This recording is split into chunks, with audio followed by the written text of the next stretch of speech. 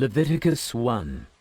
And the Lord called unto Moses, and spake unto him out of the tabernacle of the congregation, saying, Speak unto the children of Israel, and say unto them, If any man of you bring an offering unto the Lord, ye shall bring your offering of the cattle, even of the herd, and of the flock.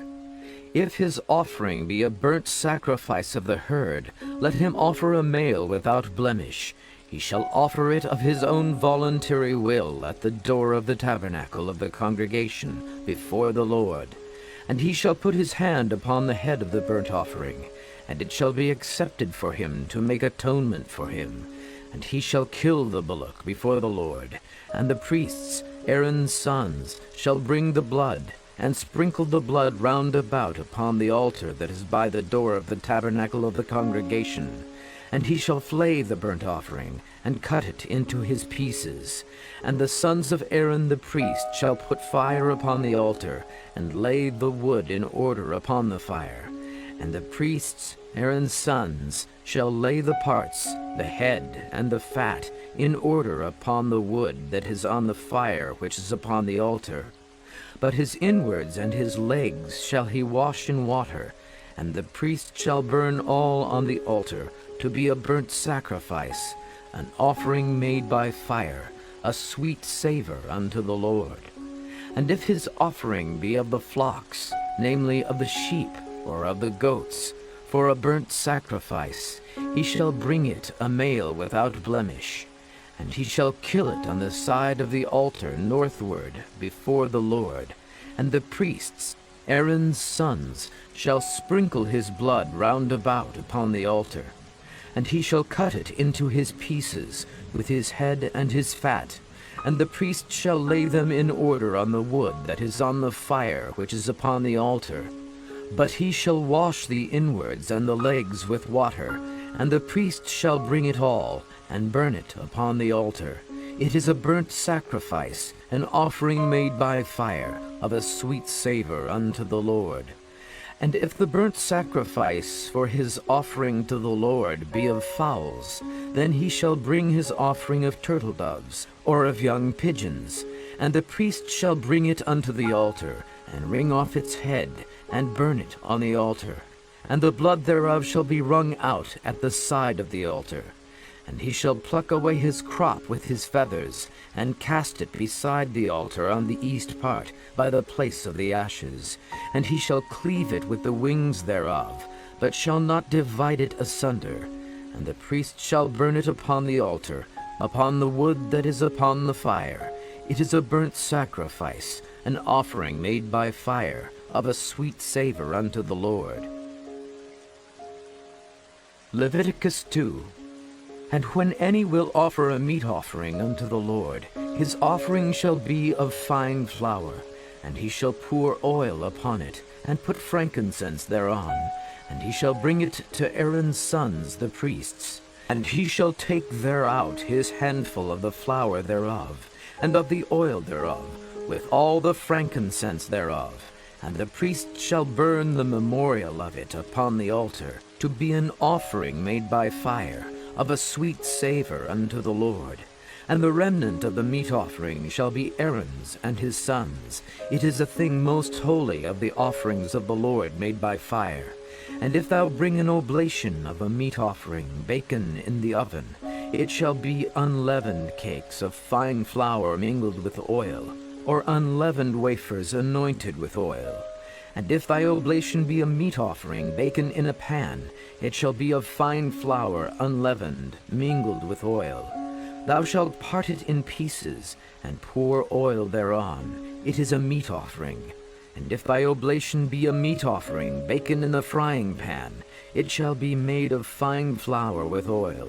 And thou shalt bring the meat offering that is made of these things unto the Lord. And when it is presented unto the priest, he shall bring it unto the altar. And the priest shall take from the meat offering a memorial thereof, and shall burn it upon the altar. It is an offering made by fire, of a sweet savor unto the Lord. And that which is left of the meat offering shall be Aaron's and his sons. It is a thing most holy of the offerings of the Lord made by fire. No meat offering which ye shall bring unto the Lord shall be made with leaven, for ye shall burn no leaven, nor any honey in any offering of the Lord made by fire. As for the oblation of the firstfruits, ye shall offer them unto the Lord, but they shall not be burnt on the altar for a sweet savor. And every oblation of thy meat offering shalt thou season with salt, neither shalt thou suffer the salt of the covenant of thy God to be lacking from thy meat offering. With all thine offerings thou shalt offer salt. And if thou offer a meat offering of thy firstfruits unto the Lord, thou shalt offer for the meat offering of thy firstfruits green ears of corn dried by the fire, even corn beaten out of full ears. And thou shalt put oil upon it, and lay frankincense thereon. It is a meat offering. And the priest shall burn the memorial of it, part of the beaten corn thereof, and part of the oil thereof, with all the frankincense thereof. It is an offering made by fire unto the Lord. Leviticus 3. And if his oblation be a sacrifice of peace offering, if he offer it of the herd, whether it be a male or female, he shall offer it without blemish before the Lord. And he shall lay his hand upon the head of his offering, and kill it at the door of the tabernacle of the congregation. And Aaron's sons, the priests, shall sprinkle the blood upon the altar round about.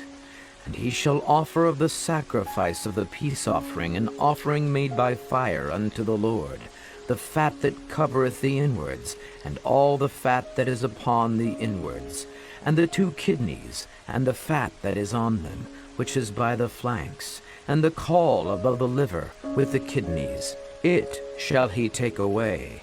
And Aaron's sons shall burn it on the altar upon the burnt sacrifice, which is upon the wood that is on the fire. It is an offering made by fire, of a sweet savor unto the Lord. And if his offering for a sacrifice of peace offering unto the Lord be of the flock, male or female, he shall offer it without blemish.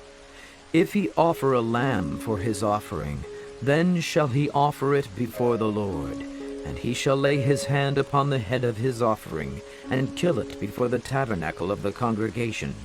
And Aaron's sons shall sprinkle the blood thereof round about upon the altar. And he shall offer of the sacrifice of the peace offering an offering made by fire unto the Lord, the fat thereof, and the whole rump. It shall he take off hard by the backbone, and the fat that covereth the inwards, and all the fat that is upon the inwards, and the 2 kidneys, and the fat that is upon them, which is by the flanks, and the caul above the liver, with the kidneys, it shall he take away. And the priest shall burn it upon the altar. It is the food of the offering made by fire unto the Lord. And if his offering be a goat, then he shall offer it before the Lord. And he shall lay his hand upon the head of it, and kill it before the tabernacle of the congregation. And the sons of Aaron shall sprinkle the blood thereof upon the altar round about.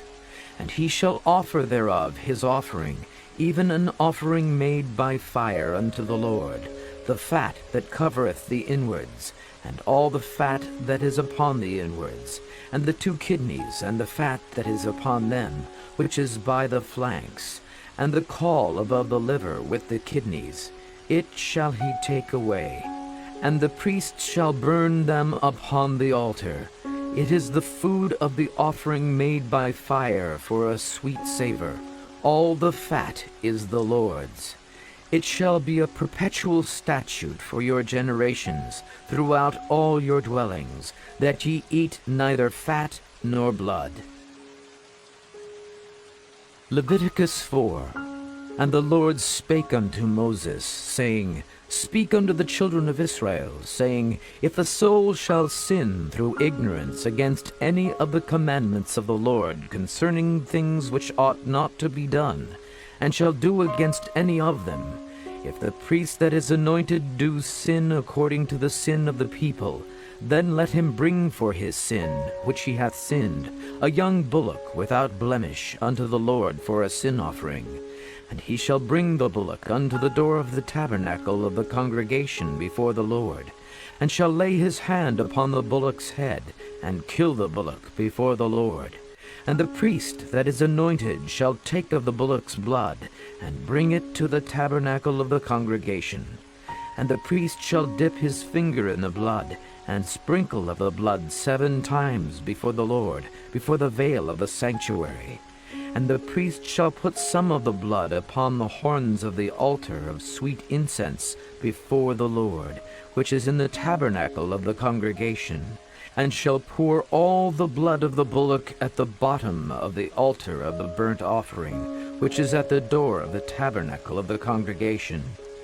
And he shall take off from it all the fat of the bullock for the sin offering, the fat that covereth the inwards, and all the fat that is upon the inwards, and the 2 kidneys, and the fat that is upon them, which is by the flanks, and the caul above the liver with the kidneys, it shall he take away, as it was taken off from the bullock of the sacrifice of peace offerings, and the priest shall burn them upon the altar of the burnt offering. And the skin of the bullock, and all his flesh with his head, and with his legs, and his inwards, and his dung, even the whole bullock shall he carry forth without the camp unto a clean place, where the ashes are poured out, and burn him on the wood with fire. Where the ashes are poured out shall he be burnt. And if the whole congregation of Israel sin through ignorance, and the thing be hid from the eyes of the assembly, and they have done somewhat against any of the commandments of the Lord concerning things which should not be done, and are guilty, when the sin which they have sinned against it is known, then the congregation shall offer a young bullock for the sin, and bring him before the tabernacle of the congregation. And the elders of the congregation shall lay their hands upon the head of the bullock before the Lord, and the bullock shall be killed before the Lord. And the priest that is anointed shall bring of the bullock's blood to the tabernacle of the congregation. And the priest shall dip his finger in some of the blood, and sprinkle it 7 times before the Lord, even before the veil. And he shall put some of the blood upon the horns of the altar which is before the Lord, that is in the tabernacle of the congregation, and shall pour out all the blood at the bottom of the altar of the burnt offering, which is at the door of the tabernacle of the congregation. And he shall take all his fat from him, and burn it upon the altar. And he shall do with the bullock as he did with the bullock for a sin offering, so shall he do with this. And the priest shall make an atonement for them, and it shall be forgiven them. And he shall carry forth the bullock without the camp, and burn him as he burned the first bullock. It is a sin offering for the congregation. When a ruler hath sinned and done somewhat through ignorance against any of the commandments of the Lord his God concerning things which should not be done, and is guilty, or if his sin, wherein he hath sinned, come to his knowledge, he shall bring his offering, a kid of the goats, a male without a blemish. And he shall lay his hand upon the head of the goat, and kill it in the place where they killed the burnt offering before the Lord. It is a sin offering. And the priest shall take of the blood of the sin offering with his finger, and put it on the horns of the altar of burnt offering, and shall pour out his blood at the bottom of the altar of burnt offering. And he shall burn all his fat upon the altar, as the fat of the sacrifice of peace offerings. And the priest shall make an atonement for him as concerning his sin, and it shall be forgiven him. And if any one of the common people sin through ignorance, while he doeth somewhat against any of the commandments of the Lord, concerning things which ought not to be done, and be guilty, or if his sin, which he hath sinned, come to his knowledge, then he shall bring his offering, a kid of the goats, a female without blemish, for his sin which he hath sinned. And he shall lay his hand upon the head of the sin offering, and slay the sin offering in the place of the burnt offering. And the priest shall take of the blood thereof with his finger, and put it upon the horns of the altar of the burnt offering, and shall pour out all the blood thereof at the bottom of the altar. And he shall take away all the fat thereof, as the fat is taken away from off the sacrifice of peace offerings. And the priest shall burn it upon the altar for a sweet savor unto the Lord. And the priest shall make an atonement for him, and it shall be forgiven him. And if he bring a lamb for a sin offering, he shall bring it a female without blemish. And he shall lay his hand upon the head of the sin offering, and slay it for a sin offering in the place where they kill the burnt offering. And the priest shall take of the blood of the sin offering with his finger, and put it upon the horns of the altar of burnt offering, and shall pour out all the blood thereof at the bottom of the altar. And he shall take away all the fat thereof, as the fat of the lamb is taken away from the sacrifice of the peace offerings. And the priest shall burn them upon the altar, according to the offerings made by fire unto the Lord. And the priest shall make an atonement for his sin that he hath committed, and it shall be forgiven him. Leviticus 5. And if a soul sin, and hear the voice of swearing, and it is a witness, whether he hath seen or known of it, and if he do not utter it, then he shall bear his iniquity. Or if a soul touch any unclean thing, whether it be a carcass of an unclean beast, or a carcass of an unclean cattle, or the carcass of unclean creeping things, and if it be hidden from him, he also shall be unclean and guilty. Or if he touch the uncleanness of man, whatsoever uncleanness it be, that a man shall be defiled withal, and it be hid from him, when he knoweth of it, then he shall be guilty. Or if a soul swear, pronouncing with his lips to do evil, or to do good, whatsoever it be that a man shall pronounce with an oath, and it be hid from him, when he knoweth of it, then he shall be guilty in one of these. And it shall be, when he shall be guilty in one of these things, that he shall confess that he hath sinned in that thing. And he shall bring his trespass offering unto the Lord for his sin which he hath sinned, a female from the flock, a lamb or a kid of the goats, for a sin offering, and the priest shall make an atonement for him concerning his sin. And if he be not able to bring a lamb, then he shall bring for his trespass which he hath committed 2 turtle-doves, or 2 young pigeons, unto the Lord, one for a sin offering, and the other for a burnt offering. And he shall bring them unto the priest, who shall offer that which is for the sin offering first, and wring off his head from his neck, but shall not divide it asunder. And he shall sprinkle of the blood of the sin offering upon the side of the altar, and the rest of the blood shall be wrung out at the bottom of the altar. It is a sin offering.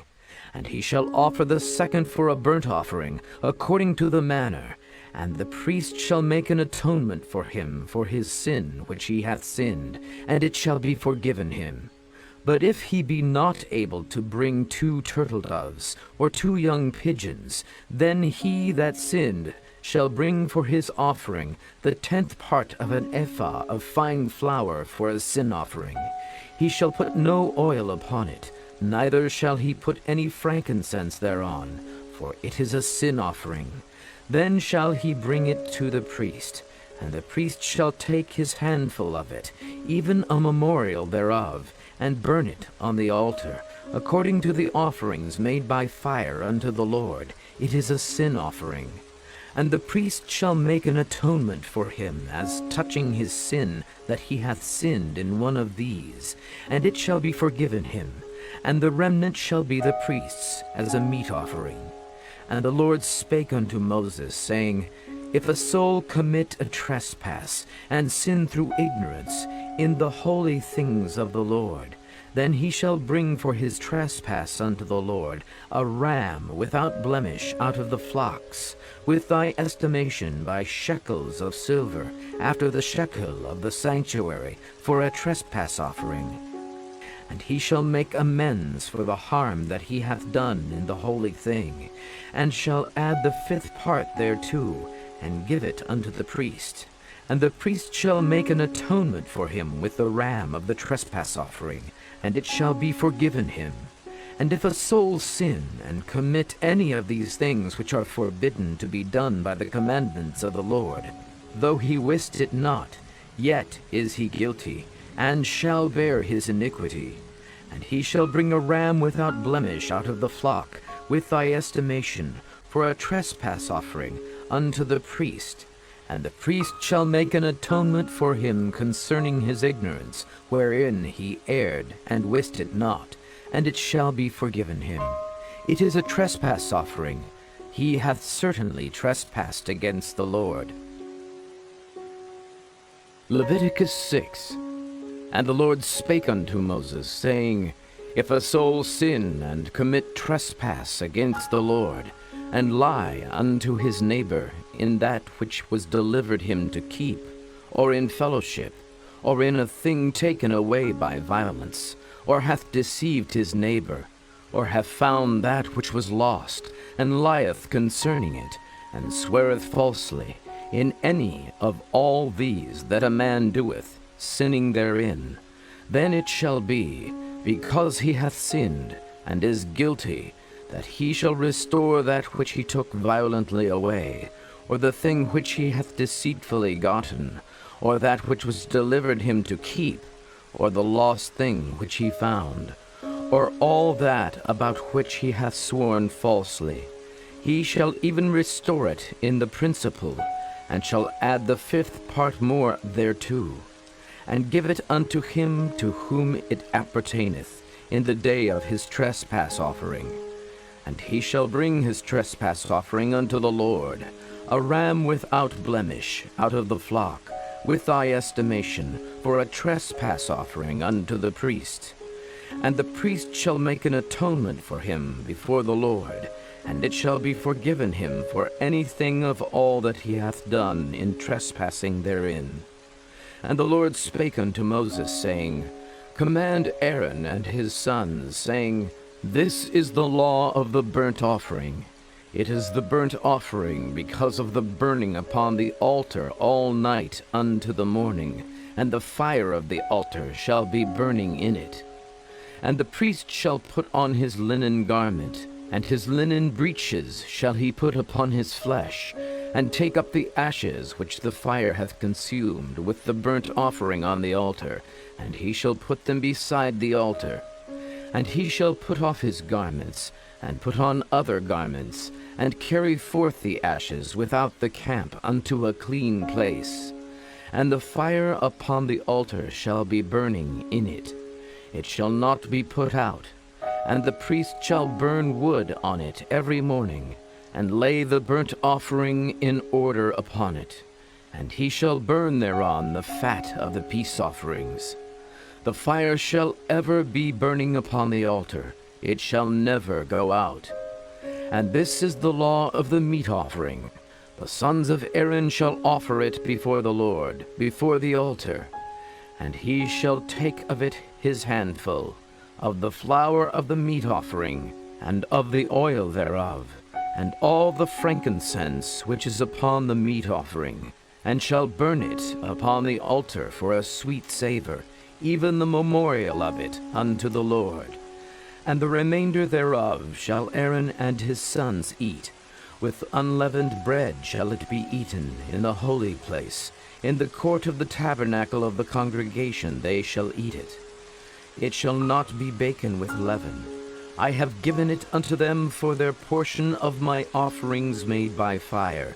It is most holy, as is the sin offering, and as the trespass offering. All the males among the children of Aaron shall eat of it. It shall be a statute forever in your generations concerning the offerings of the Lord made by fire.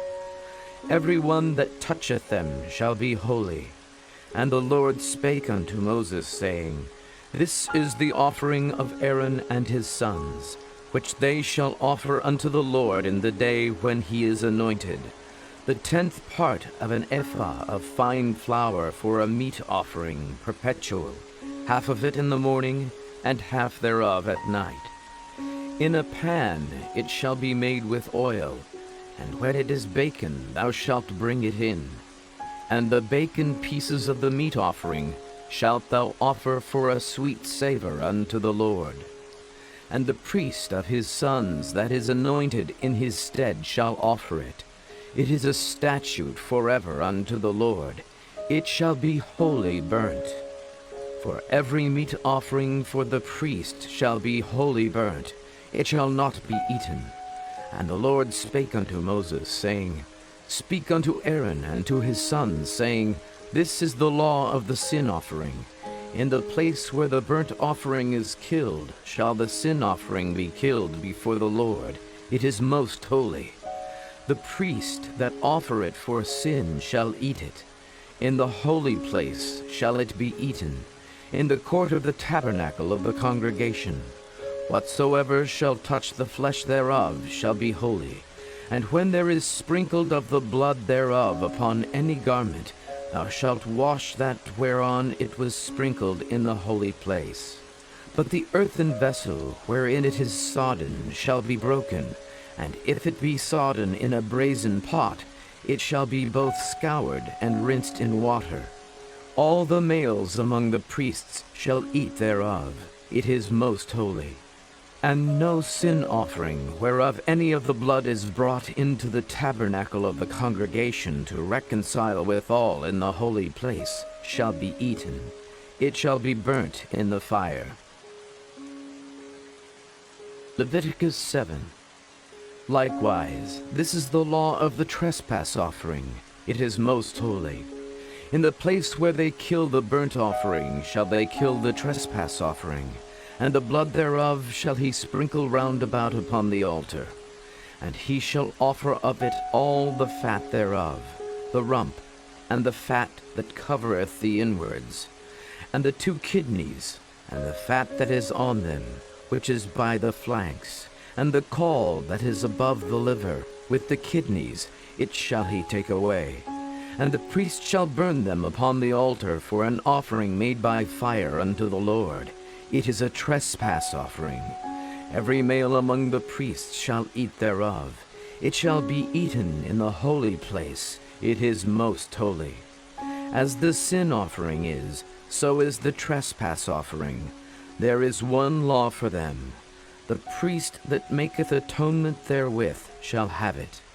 And the priest that offereth any man's burnt offering, even the priest shall have to himself the skin of the burnt offering which he hath offered. And all the meat offering that is baken in the oven, and all that is dressed in the frying pan, and in the pan, shall be the priest's that offereth it. And every meat offering mingled with oil and dry shall all the sons of Aaron have, one as much as another. And this is the law of the sacrifice of peace offerings, which he shall offer unto the Lord. If he offer it for a thanksgiving, then he shall offer with the sacrifice of thanksgiving unleavened cakes mingled with oil, and unleavened wafers anointed with oil, and cakes mingled with oil of fine flour fried. Besides the cakes, he shall offer for his offering leavened bread with the sacrifice of thanksgiving of his peace offerings. And of it he shall offer one out of the whole oblation for an heave offering unto the Lord. And it shall be the priest's that sprinkleth the blood of the peace offerings. And the flesh of the sacrifice of his peace offerings for thanksgiving shall be eaten the same day that it is offered. He shall not leave any of it until the morning. But if the sacrifice of his offering be a vow, or a voluntary offering, it shall be eaten the same day that he offereth his sacrifice, and on the morrow also the remainder of it shall be eaten. But the remainder of the flesh of the sacrifice on the 3rd day shall be burnt with fire. And if any of the flesh of the sacrifice of his peace offerings be eaten at all on the 3rd day, it shall not be accepted, neither shall it be imputed unto him that offereth it. It shall be an abomination, and the soul that eateth of it shall bear his iniquity. And the flesh that toucheth any unclean thing shall not be eaten. It shall be burnt with fire. And as for the flesh, all that be clean shall eat thereof. But the soul that eateth of the flesh of the sacrifice of peace offerings that pertain unto the Lord, having his uncleanness upon him, even that soul shall be cut off from his people. Moreover, the soul that shall touch any unclean thing, as the uncleanness of man, or any unclean beast, or any abominable unclean thing, and eat of the flesh of the sacrifice of peace offerings which pertain unto the Lord, even that soul shall be cut off from his people. And the Lord spake unto Moses, saying, Speak unto the children of Israel, saying, Ye shall eat no manner of fat, of ox, or of sheep, or of goat, and the fat of the beast that dieth of itself, and the fat of that which is torn with beasts, may be used in any other use, but ye shall in no wise eat of it. For whosoever eateth the fat of the beast, of which men offer an offering made by fire unto the Lord, even the soul that eateth it shall be cut off from his people. Moreover, ye shall eat no manner of blood, whether it be of fowl or of beast, in any of your dwellings.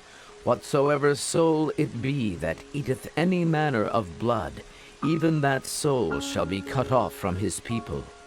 And the Lord spake unto Moses, saying, Speak unto the children of Israel, saying, He that offereth the sacrifice of his peace offerings unto the Lord shall bring his oblation unto the Lord of the sacrifice of his peace offerings. His own hands shall bring the offerings of the Lord made by fire. The fat with the breast, it shall he bring, that the breast may be waved for a wave offering before the Lord. And the priest shall burn the fat upon the altar, but the breast shall be Aaron's and his sons'. And the right shoulder shall ye give unto the priest for an heave offering of the sacrifices of your peace offerings. He among the sons of Aaron that offereth the blood of the peace offerings, and the fat, shall have the right shoulder for his part. For the wave breast and the heave shoulder have I taken of the children of Israel from off the sacrifices of their peace offerings, and have given them unto Aaron the priest, and unto his sons by a statute forever, from among the children of Israel. This is the portion of the anointing of Aaron, and of the anointing of his sons, out of the offerings of the Lord made by fire, in the day when he presented them to minister unto the Lord in the priest's office, which the Lord commanded to be given them of the children of Israel, in the day that he anointed them, by a statute forever throughout their generations. This is the law of the burnt offering, of the meat offering, and of the sin offering, and of the trespass offering, and of the consecrations, and of the sacrifice of the peace offerings, which the Lord commanded Moses in Mount Sinai, in the day that he commanded the children of Israel to offer their oblations unto the Lord in the wilderness of Sinai. Leviticus 8. And the Lord spake unto Moses, saying, Take Aaron and his sons with him, and the garments, and the anointing oil, and a bullock for the sin offering, and 2 rams, and a basket of unleavened bread. And gather thou all the congregation together unto the door of the tabernacle of the congregation. And Moses did as the Lord commanded him, and the assembly was gathered together unto the door of the tabernacle of the congregation. And Moses said unto the congregation, This is the thing which the Lord commanded to be done.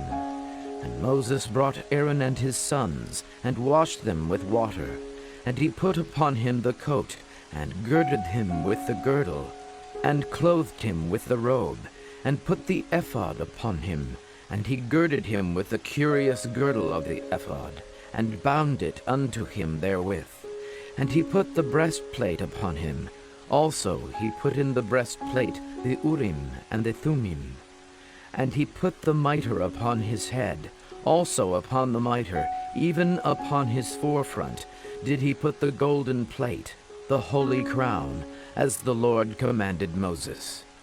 And Moses took the anointing oil, and anointed the tabernacle and all that was therein, and sanctified them. And he sprinkled thereof upon the altar 7 times, and anointed the altar and all his vessels, both the laver and his foot, to sanctify them. And he poured of the anointing oil upon Aaron's head, and anointed him to sanctify him. And Moses brought Aaron's sons, and put coats upon them, and girded them with girdles, and put bonnets upon them, as the Lord commanded Moses. And he brought the bullock for the sin offering, and Aaron and his sons laid their hands upon the head of the bullock for the sin offering. And he slew it, and Moses took the blood, and put it upon the horns of the altar round about with his finger, and purified the altar, and poured the blood at the bottom of the altar, and sanctified it, to make reconciliation upon it. And he took all the fat that was upon the inwards, and the caul above the liver, and the 2 kidneys and their fat, and Moses burned it upon the altar. But the bullock, and his hide, his flesh, and his dung, he burnt with fire without the camp, as the Lord commanded Moses. And he brought the ram for the burnt offering, and Aaron and his sons laid their hands upon the head of the ram, and he killed it. And Moses sprinkled the blood upon the altar round about. And he cut the ram into pieces, and Moses burnt the head, and the pieces, and the fat. And he washed the inwards and the legs in water, and Moses burnt the whole ram upon the altar. It was a burnt sacrifice for a sweet savor, and an offering made by fire unto the Lord, as the Lord commanded Moses. And he brought the other ram, the ram of consecration. And Aaron and his sons laid their hands upon the head of the ram, and he slew it. And Moses took of the blood of it, and put it upon the tip of Aaron's right ear, and upon the thumb of his right hand, and upon the great toe of his right foot. And he brought Aaron's sons, and Moses put the blood upon the tip of their right ear, and upon the thumbs of their right hands, and upon the great toes of their right feet. And Moses sprinkled the blood upon the altar round about. And he took the fat, and the rump, and all the fat that was upon the inwards, and the caul above the liver, and the 2 kidneys, and their fat, and the right shoulder. And out of the basket of unleavened bread that was before the Lord, he took 1 unleavened cake, and a cake of oiled bread, and 1 wafer, and put them on the fat, and upon the right shoulder.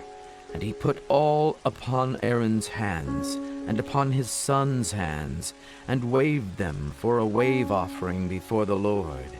And Moses took them from off their hands, and burnt them on the altar upon the burnt offering. They were consecrations for a sweet savor.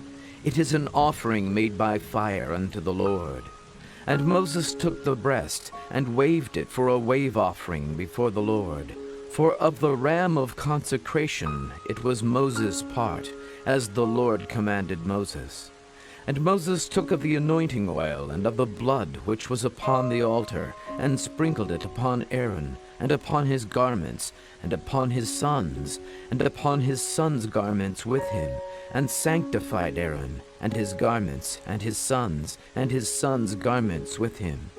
And Moses said unto Aaron and to his sons, Boil the flesh at the door of the tabernacle of the congregation, and there eat it with the bread that is in the basket of consecrations, as I commanded, saying, Aaron and his sons shall eat it.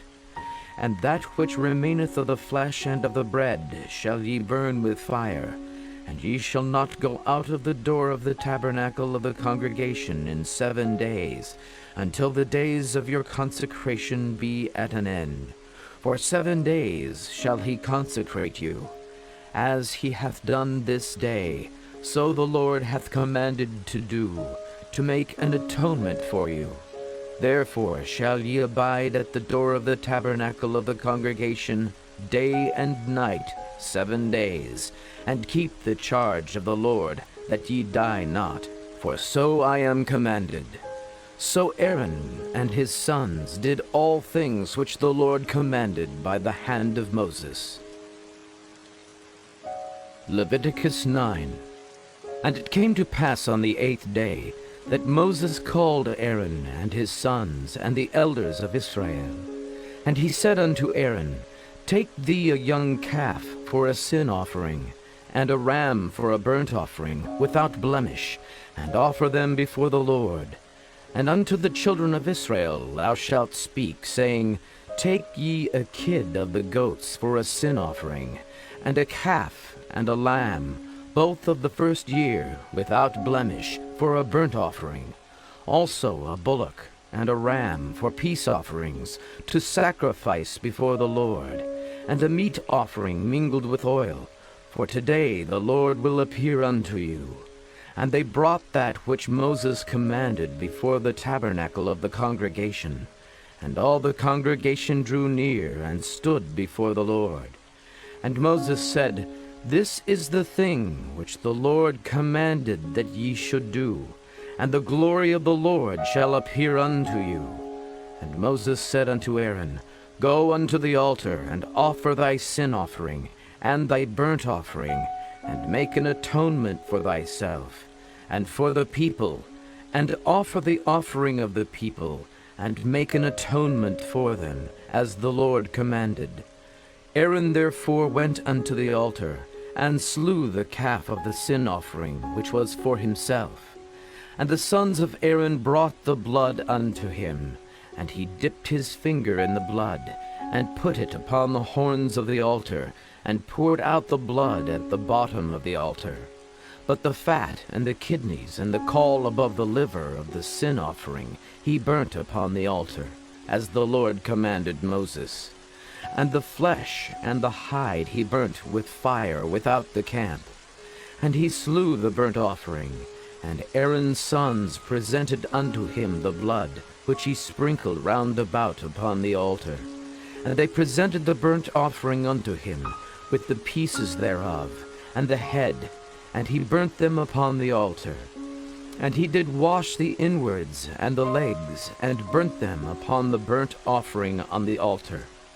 And he brought the people's offering, and took the goat, which was the sin offering for the people, and slew it, and offered it for sin, as the first. And he brought the burnt offering, and offered it according to the manner. And he brought the meat offering, and took an handful thereof, and burnt it upon the altar, beside the burnt sacrifice of the morning. He slew also the bullock and the ram for a sacrifice of peace offerings, which was for the people. And Aaron's sons presented unto him the blood, which he sprinkled upon the altar round about. And the fat of the bullock and of the ram, the rump, and that which covereth the inwards, and the kidneys, and the caul above the liver. And they put the fat upon the breasts, and he burnt the fat upon the altar. And the breasts and the right shoulder Aaron waved for a wave offering before the Lord, as Moses commanded. And Aaron lifted up his hand toward the people, and blessed them, and came down from offering of the sin offering, and the burnt offering, and peace offerings. And Moses and Aaron went into the tabernacle of the congregation, and came out, and blessed the people. And the glory of the Lord appeared unto all the people. And there came a fire out from before the Lord, and consumed upon the altar the burnt offering and the fat, which when all the people saw, they shouted, and fell on their faces. Leviticus 10. And Nadab and Abihu, the sons of Aaron, took either of them his censer, and put fire therein, and put incense thereon, and offered strange fire before the Lord, which he commanded them not. And there went out fire from the Lord, and devoured them, and they died before the Lord. Then Moses said unto Aaron, This is it that the Lord spake, saying, I will be sanctified in them that come nigh me, and before all the people I will be glorified. And Aaron held his peace. And Moses called Mishael and Elzaphan, the sons of Uzziel, the uncle of Aaron, and said unto them, Come near, carry your brethren from before the sanctuary out of the camp. So they went near and carried them in their coats out of the camp, as Moses had said. And Moses said unto Aaron, and unto Eleazar, and unto Ithamar, his sons, Uncover not your heads, neither rend your clothes, lest ye die, and lest wrath come upon all the people. But let your brethren, the whole house of Israel, bewail the burning which the Lord hath kindled. And ye shall not go out from the door of the tabernacle of the congregation, lest ye die, for the anointing oil of the Lord is upon you. And they did according to the word of Moses. And the Lord spake unto Aaron, saying, Do not drink wine, nor strong drink, thou nor thy sons with thee, when ye go into the tabernacle of the congregation, lest ye die. It shall be a statute forever throughout your generations, and that ye may put difference between holy and unholy, and between unclean and clean, and that ye may teach the children of Israel all the statutes which the Lord hath spoken unto them by the hand of Moses. And Moses spake unto Aaron, and unto Eleazar, and unto Ithamar his sons, that were left, Take the meat offering that remaineth of the offerings of the Lord made by fire, and eat it without leaven beside the altar, for it is most holy. And ye shall eat it in the holy place, because it is thy due, and thy son's due, of the sacrifices of the Lord made by fire, for so I am commanded. And the wave breast and heave shoulder shall ye eat in a clean place, thou and thy sons and thy daughters with thee, for they be thy due, and thy sons' due, which are given out of the sacrifices of peace offerings of the children of Israel. The heave shoulder and the wave breast shall they bring with the offerings made by fire of the fat, to wave it for a wave offering before the Lord. And it shall be thine, and thy sons with thee, by a statute forever, as the Lord hath commanded. And Moses diligently sought the goat of the sin offering, and behold, it was burnt. And he was angry with Eleazar and Ithamar, the sons of Aaron, which were left alive, saying, Wherefore have ye not eaten the sin offering in the holy place, seeing it is most holy? And God hath given it you to bear the iniquity of the congregation, to make atonement for them before the Lord. Behold, the blood of it was not brought in within the holy place. Ye should indeed have eaten it in the holy place, as I commanded. And Aaron said unto Moses, Behold, this day they have offered their sin offering and their burnt offering before the Lord, and such things have befallen me. And if I had eaten the sin offering today, should it have been accepted in the sight of the Lord? And when Moses heard that, he was content. Leviticus 11. And the Lord spake unto Moses and to Aaron, saying unto them, Speak unto the children of Israel, saying, These are the beasts which ye shall eat among all the beasts that are on the earth. Whatsoever parteth the hoof, and is cloven-footed, and cheweth the cud among the beasts, that shall ye eat. Nevertheless, these shall ye not eat of them that chew the cud, or of them that divide the hoof, as the camel, because he cheweth the cud, but divideth not the hoof, he is unclean unto you. And the coney, because he cheweth the cud, but divideth not the hoof, he is unclean unto you. And the hare, because he cheweth the cud, but divideth not the hoof, he is unclean unto you. And the swine, though he divide the hoof, and be cloven-footed, yet he cheweth not the cud, he is unclean to you. Of their flesh shall ye not eat, and their carcass shall ye not touch, they are unclean to you.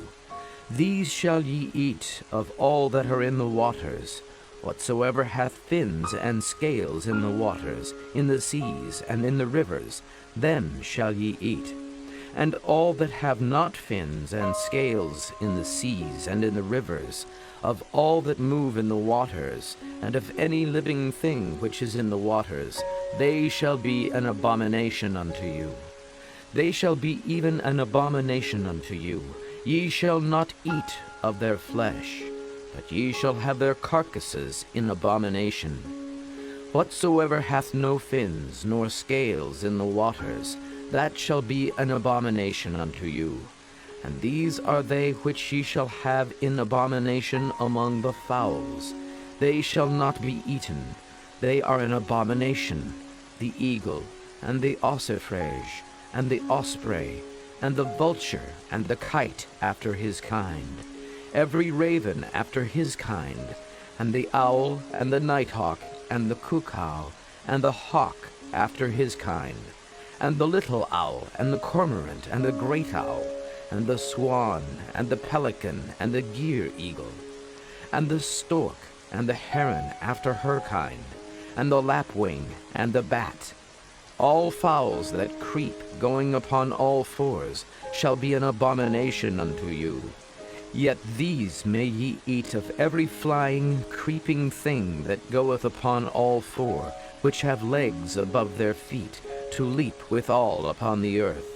Even these of them ye may eat, the locust after his kind, and the bald locust after his kind, and the beetle after his kind, and the grasshopper after his kind. But all other flying, creeping things which have 4 feet shall be an abomination unto you. And for these ye shall be unclean. Whosoever toucheth the carcass of them shall be unclean until the even. And whosoever beareth aught of the carcass of them shall wash his clothes, and be unclean until the even.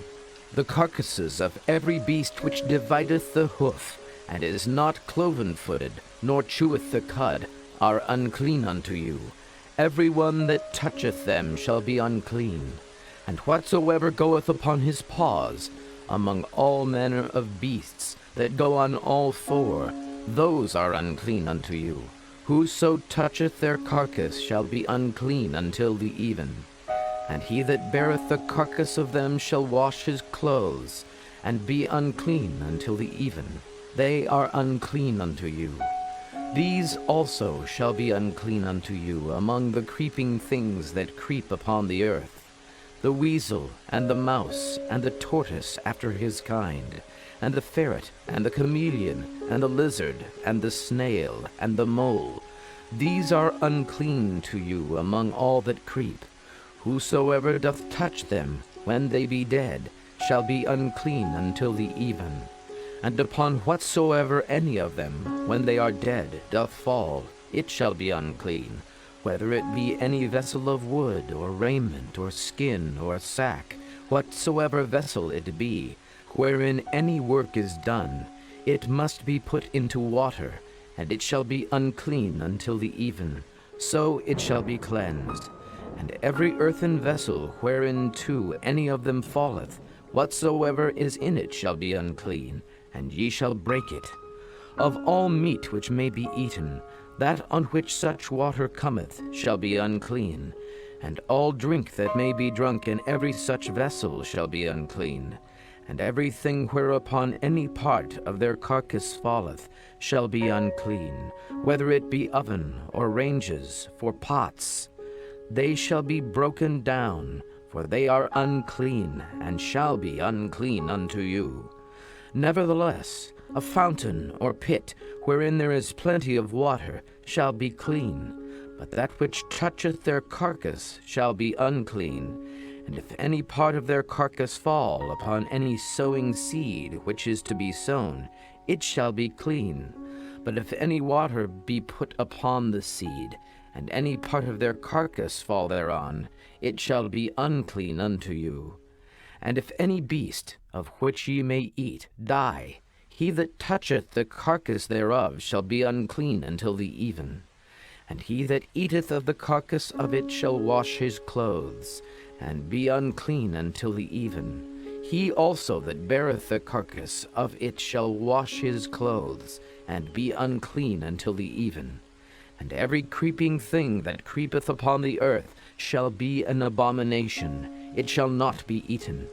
Whatsoever goeth upon the belly, and whatsoever goeth upon all four, or whatsoever hath more feet among all creeping things that creep upon the earth, them ye shall not eat, for they are an abomination. Ye shall not make yourselves abominable with any creeping thing that creepeth, neither shall ye make yourselves unclean with them, that ye should be defiled thereby. For I am the Lord your God. Ye shall therefore sanctify yourselves, and ye shall be holy, for I am holy. Neither shall ye defile yourselves with any manner of creeping thing that creepeth upon the earth. For I am the Lord that bringeth you up out of the land of Egypt, to be your God. Ye shall therefore be holy, for I am holy. This is the law of the beasts, and of the fowl, and of every living creature that moveth in the waters, and of every creature that creepeth upon the earth, to make a difference between the unclean and the clean, and between the beast that may be eaten, and the beast that may not be eaten. Leviticus 12. And the Lord spake unto Moses, saying, Speak unto the children of Israel, saying, If a woman have conceived seed, and born a man-child, then she shall be unclean 7 days. According to the days of the separation for her infirmity shall she be unclean. And in the 8th day the flesh of his foreskin shall be circumcised. And she shall then continue in the blood of her purifying 33 days. She shall touch no hallowed thing, nor come into the sanctuary, until the days of her purifying be fulfilled. But if she bear a maid child, then she shall be unclean 2 weeks, as in her separation. And she shall continue in the blood of her purifying 66 days. And when the days of her purifying are fulfilled, for a son or for a daughter, she shall bring a lamb of the first year for a burnt offering, and a young pigeon or a turtle dove for a sin offering, unto the door of the tabernacle of the congregation, unto the priest, who shall offer it before the Lord, and make an atonement for her, and she shall be cleansed from the issue of her blood. This is the law for her that hath borne a male or a female. And if she be not able to bring a lamb, then she shall bring 2 turtles, or 2 young pigeons, the one for the burnt offering, and the other for a sin offering. And the priest shall make an atonement for her, and she shall be clean. Leviticus 13. And the Lord spake unto Moses and Aaron, saying, When a man shall have in the skin of his flesh a rising, a scab, or bright spot, and it be in the skin of his flesh, like the plague of leprosy, then he shall be brought unto Aaron the priest, or unto one of his sons the priests. And the priest shall look on the plague in the skin of the flesh, and when the hair in the plague is turned white, and the plague in sight be deeper than the skin of his flesh, it is a plague of leprosy, and the priest shall look on him, and pronounce him unclean.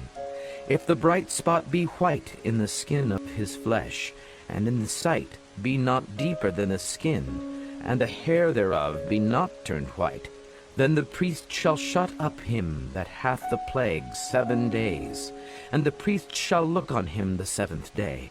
And behold, if the plague in his sight be at a stay, and the plague spread not in the skin, then the priest shall shut him up 7 days more.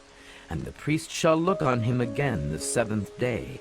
And behold, if the plague be somewhat dark, and the plague spread not in the skin, the priest shall pronounce him clean. It is but a scab, and he shall wash his clothes, and be clean.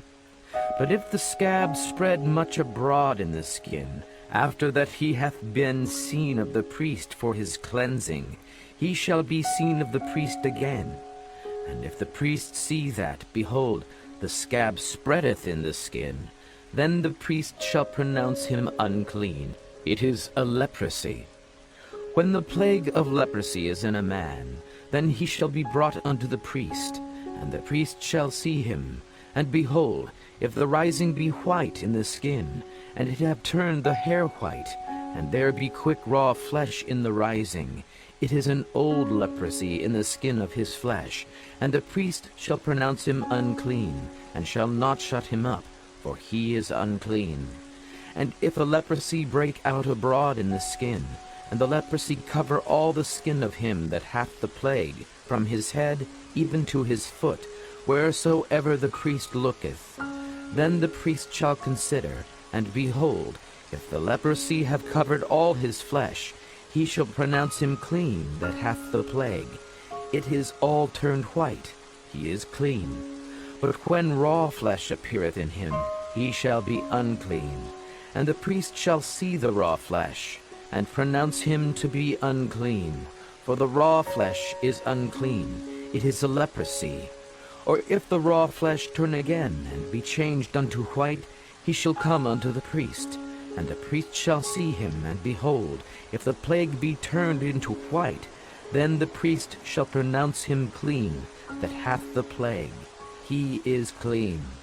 The flesh also, in which even in the skin thereof was a boil, and is healed, and in the place of the boil there be a white rising, or a bright spot white, and somewhat reddish, and it be showed to the priest. And if when the priest seeth it, behold, it be in the sight lower than the skin, and the hair thereof be turned white, the priest shall pronounce him unclean. It is a plague of leprosy broken out of the boil. But if the priest look on it, and behold, there be no white hairs therein, and if it be not lower than the skin, but be somewhat dark, then the priest shall shut him up 7 days. And if it spread much abroad in the skin, then the priest shall pronounce him unclean. It is a plague. But if the bright spot stay in his place, and spread not, it is a burning boil, and the priest shall pronounce him clean.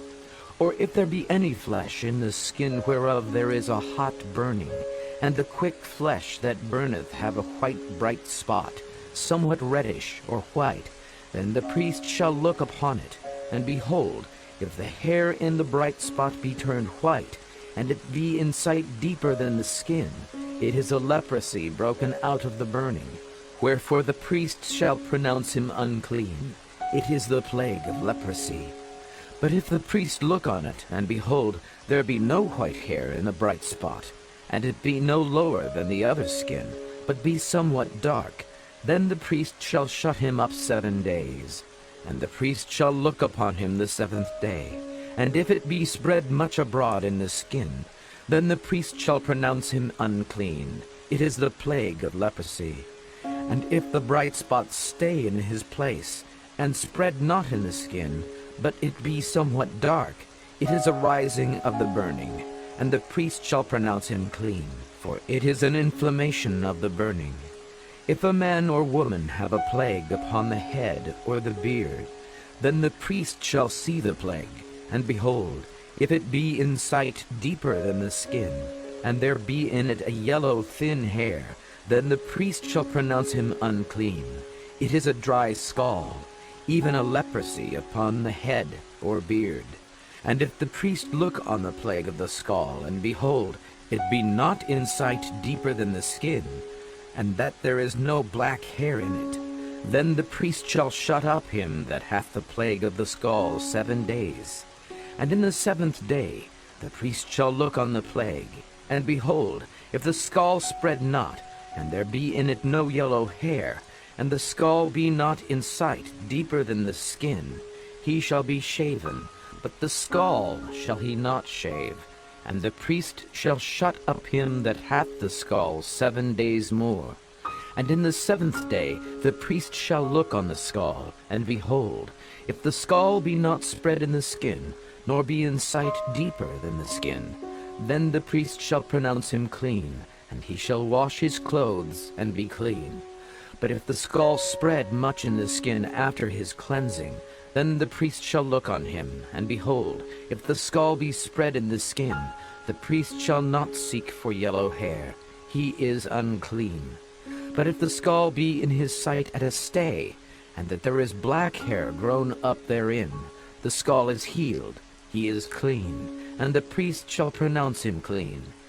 If a man also or a woman have in the skin of their flesh bright spots, even white bright spots, then the priest shall look, and behold, if the bright spots in the skin of their flesh be darkish white, it is a freckled spot that groweth in the skin, he is clean. And the man whose hair is fallen off his head, he is bald, yet is he clean. And he that hath his hair fallen off from the part of his head toward his face, he is forehead bald, yet is he clean. And if there be in the bald head, or bald forehead, a white reddish sore, it is a leprosy sprung up in his bald head, or his bald forehead.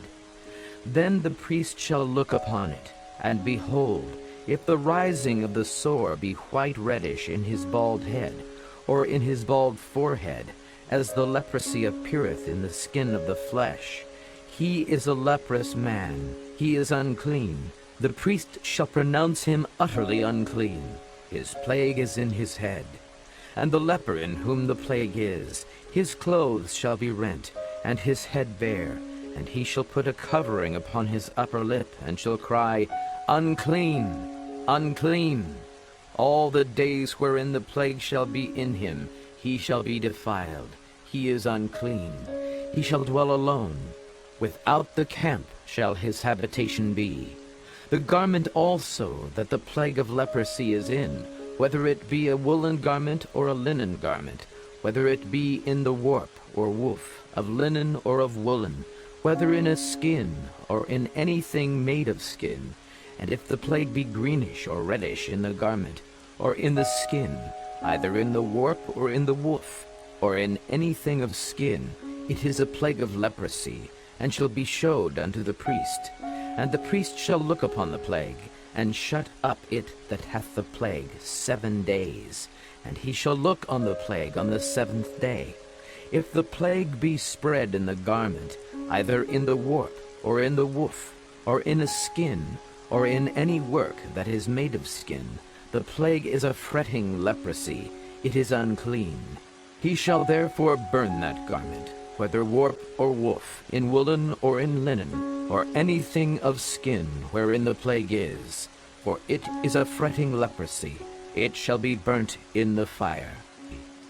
And if the priest shall look, and behold, the plague be not spread in the garment, either in the warp or in the woof, or in anything of skin, then the priest shall command that they wash the thing wherein the plague is, and he shall shut it up 7 days more. And the priest shall look on the plague after that it is washed, and behold, if the plague have not changed his color, and the plague be not spread, it is unclean. Thou shalt burn it in the fire. It is fret inward, whether it be bare within or without. And if the priest look, and behold, the plague be somewhat dark after the washing of it, then he shall rend it out of the garment, or out of the skin, or out of the warp, or out of the woof. And if it appear still in the garment, either in the warp, or in the woof, or in anything of skin, it is a spreading plague. Thou shalt burn that wherein the plague is with fire. And the garment, either warp or woof, or whatsoever thing of skin it be, which thou shalt wash, if the plague be departed from them, then it shall be washed the 2nd time, and shall be clean. This is the law of the plague of leprosy in a garment of woolen or linen, either in the warp or woof, or anything of skins, to pronounce it clean, or to pronounce it unclean. Leviticus 14. And the Lord spake unto Moses, saying, This shall be the law of the leper in the day of his cleansing. He shall be brought unto the priest, and the priest shall go forth out of the camp, and the priest shall look, and behold, if the plague of leprosy be healed in the leper, Then shall the priest command to take for him that is to be cleansed 2 birds alive and clean, and cedar wood, and scarlet, and hyssop. And the priest shall command that one of the birds be killed in an earthen vessel over running water. As for the living bird, he shall take it, and the cedar wood, and the scarlet, and the hyssop, and shall dip them, and the living bird, in the blood of the bird that was killed over the running water. And he shall sprinkle upon him that is to be cleansed from the leprosy 7 times, and shall pronounce him clean, and shall let the living bird loose into the open field. And he that is to be cleansed shall wash his clothes, and shave off all his hair, and wash himself in water, that he may be clean. And after that he shall come into the camp, and shall tarry abroad out of his tent 7 days. But it shall be on the 7th day that he shall shave all his hair off his head, and his beard, and his eyebrows, even all his hair he shall shave off, and he shall wash his clothes. Also he shall wash his flesh in water, and he shall be clean.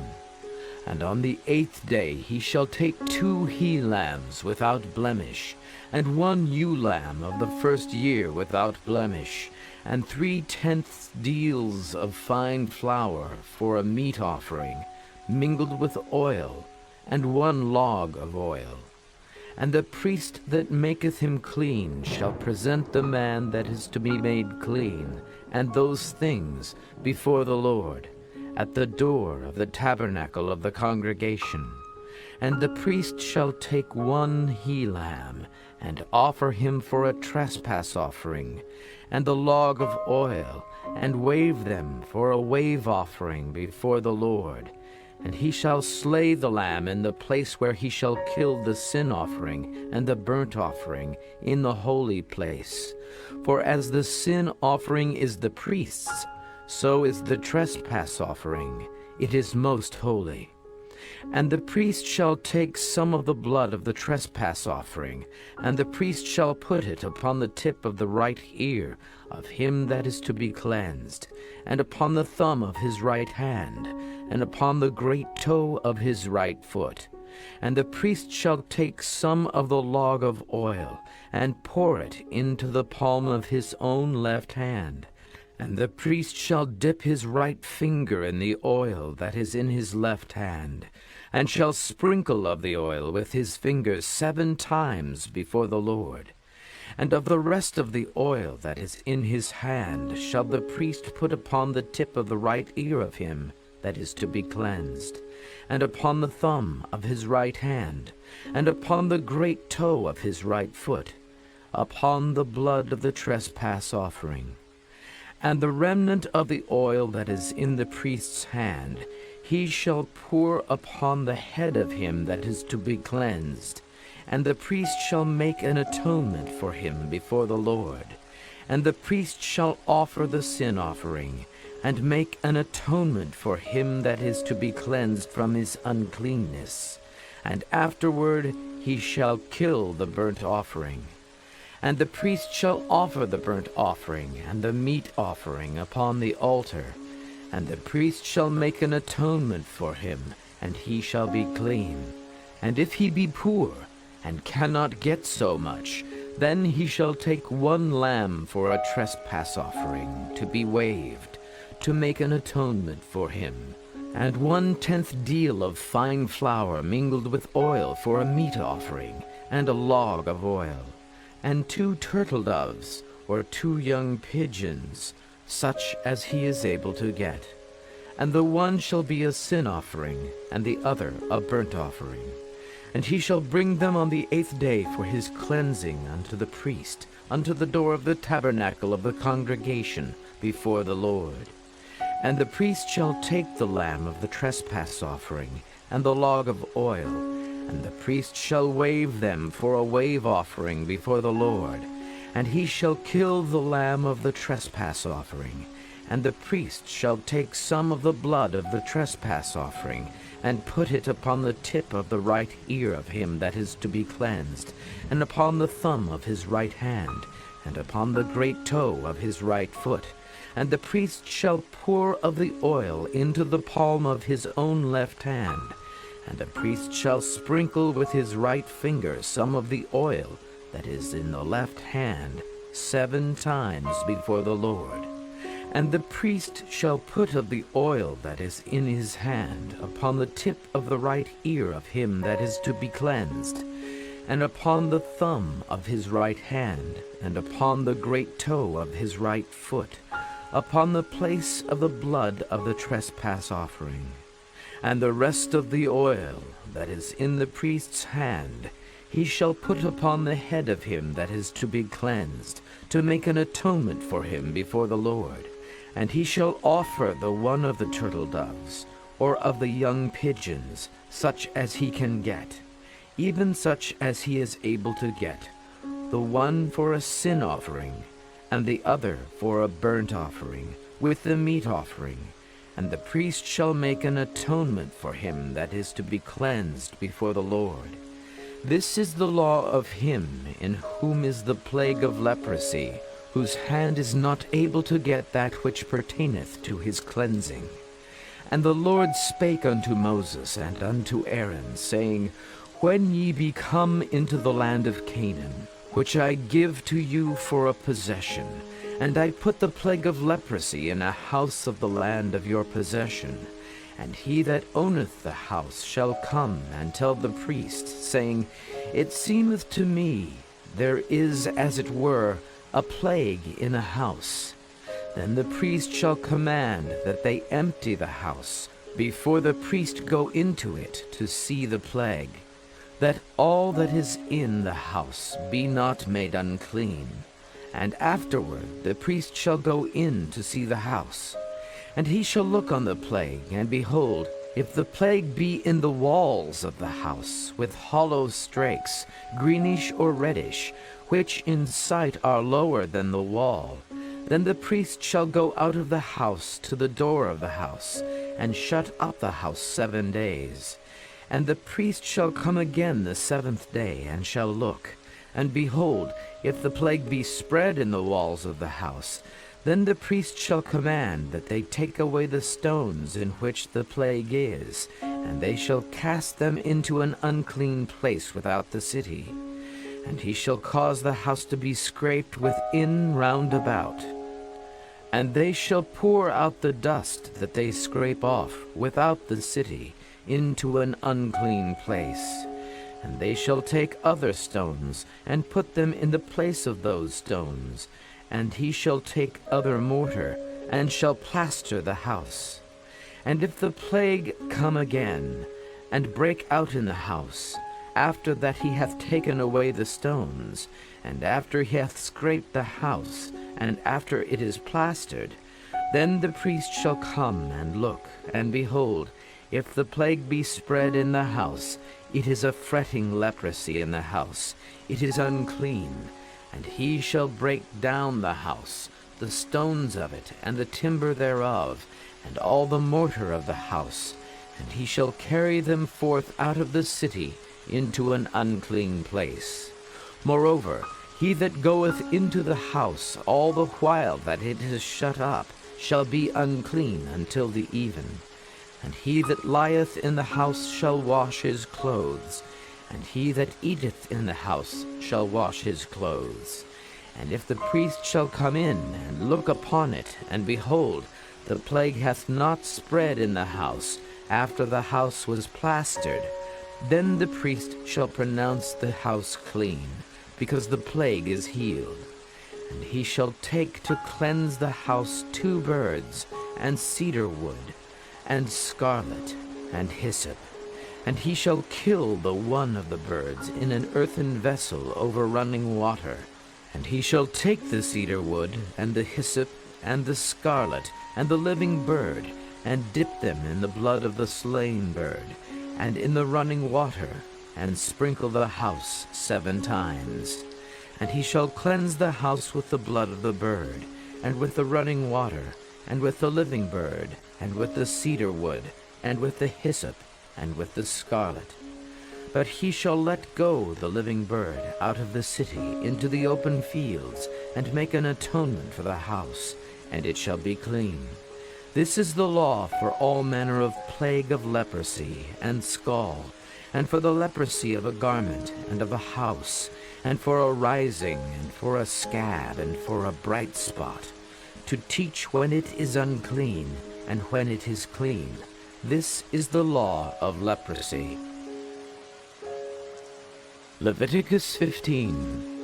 And the Lord spake unto Moses and to Aaron, saying, Speak unto the children of Israel, and say unto them, When any man hath a running issue out of his flesh, because of his issue he is unclean, and this shall be his uncleanness in his issue, whether his flesh run with his issue, or his flesh be stopped from his issue, it is his uncleanness.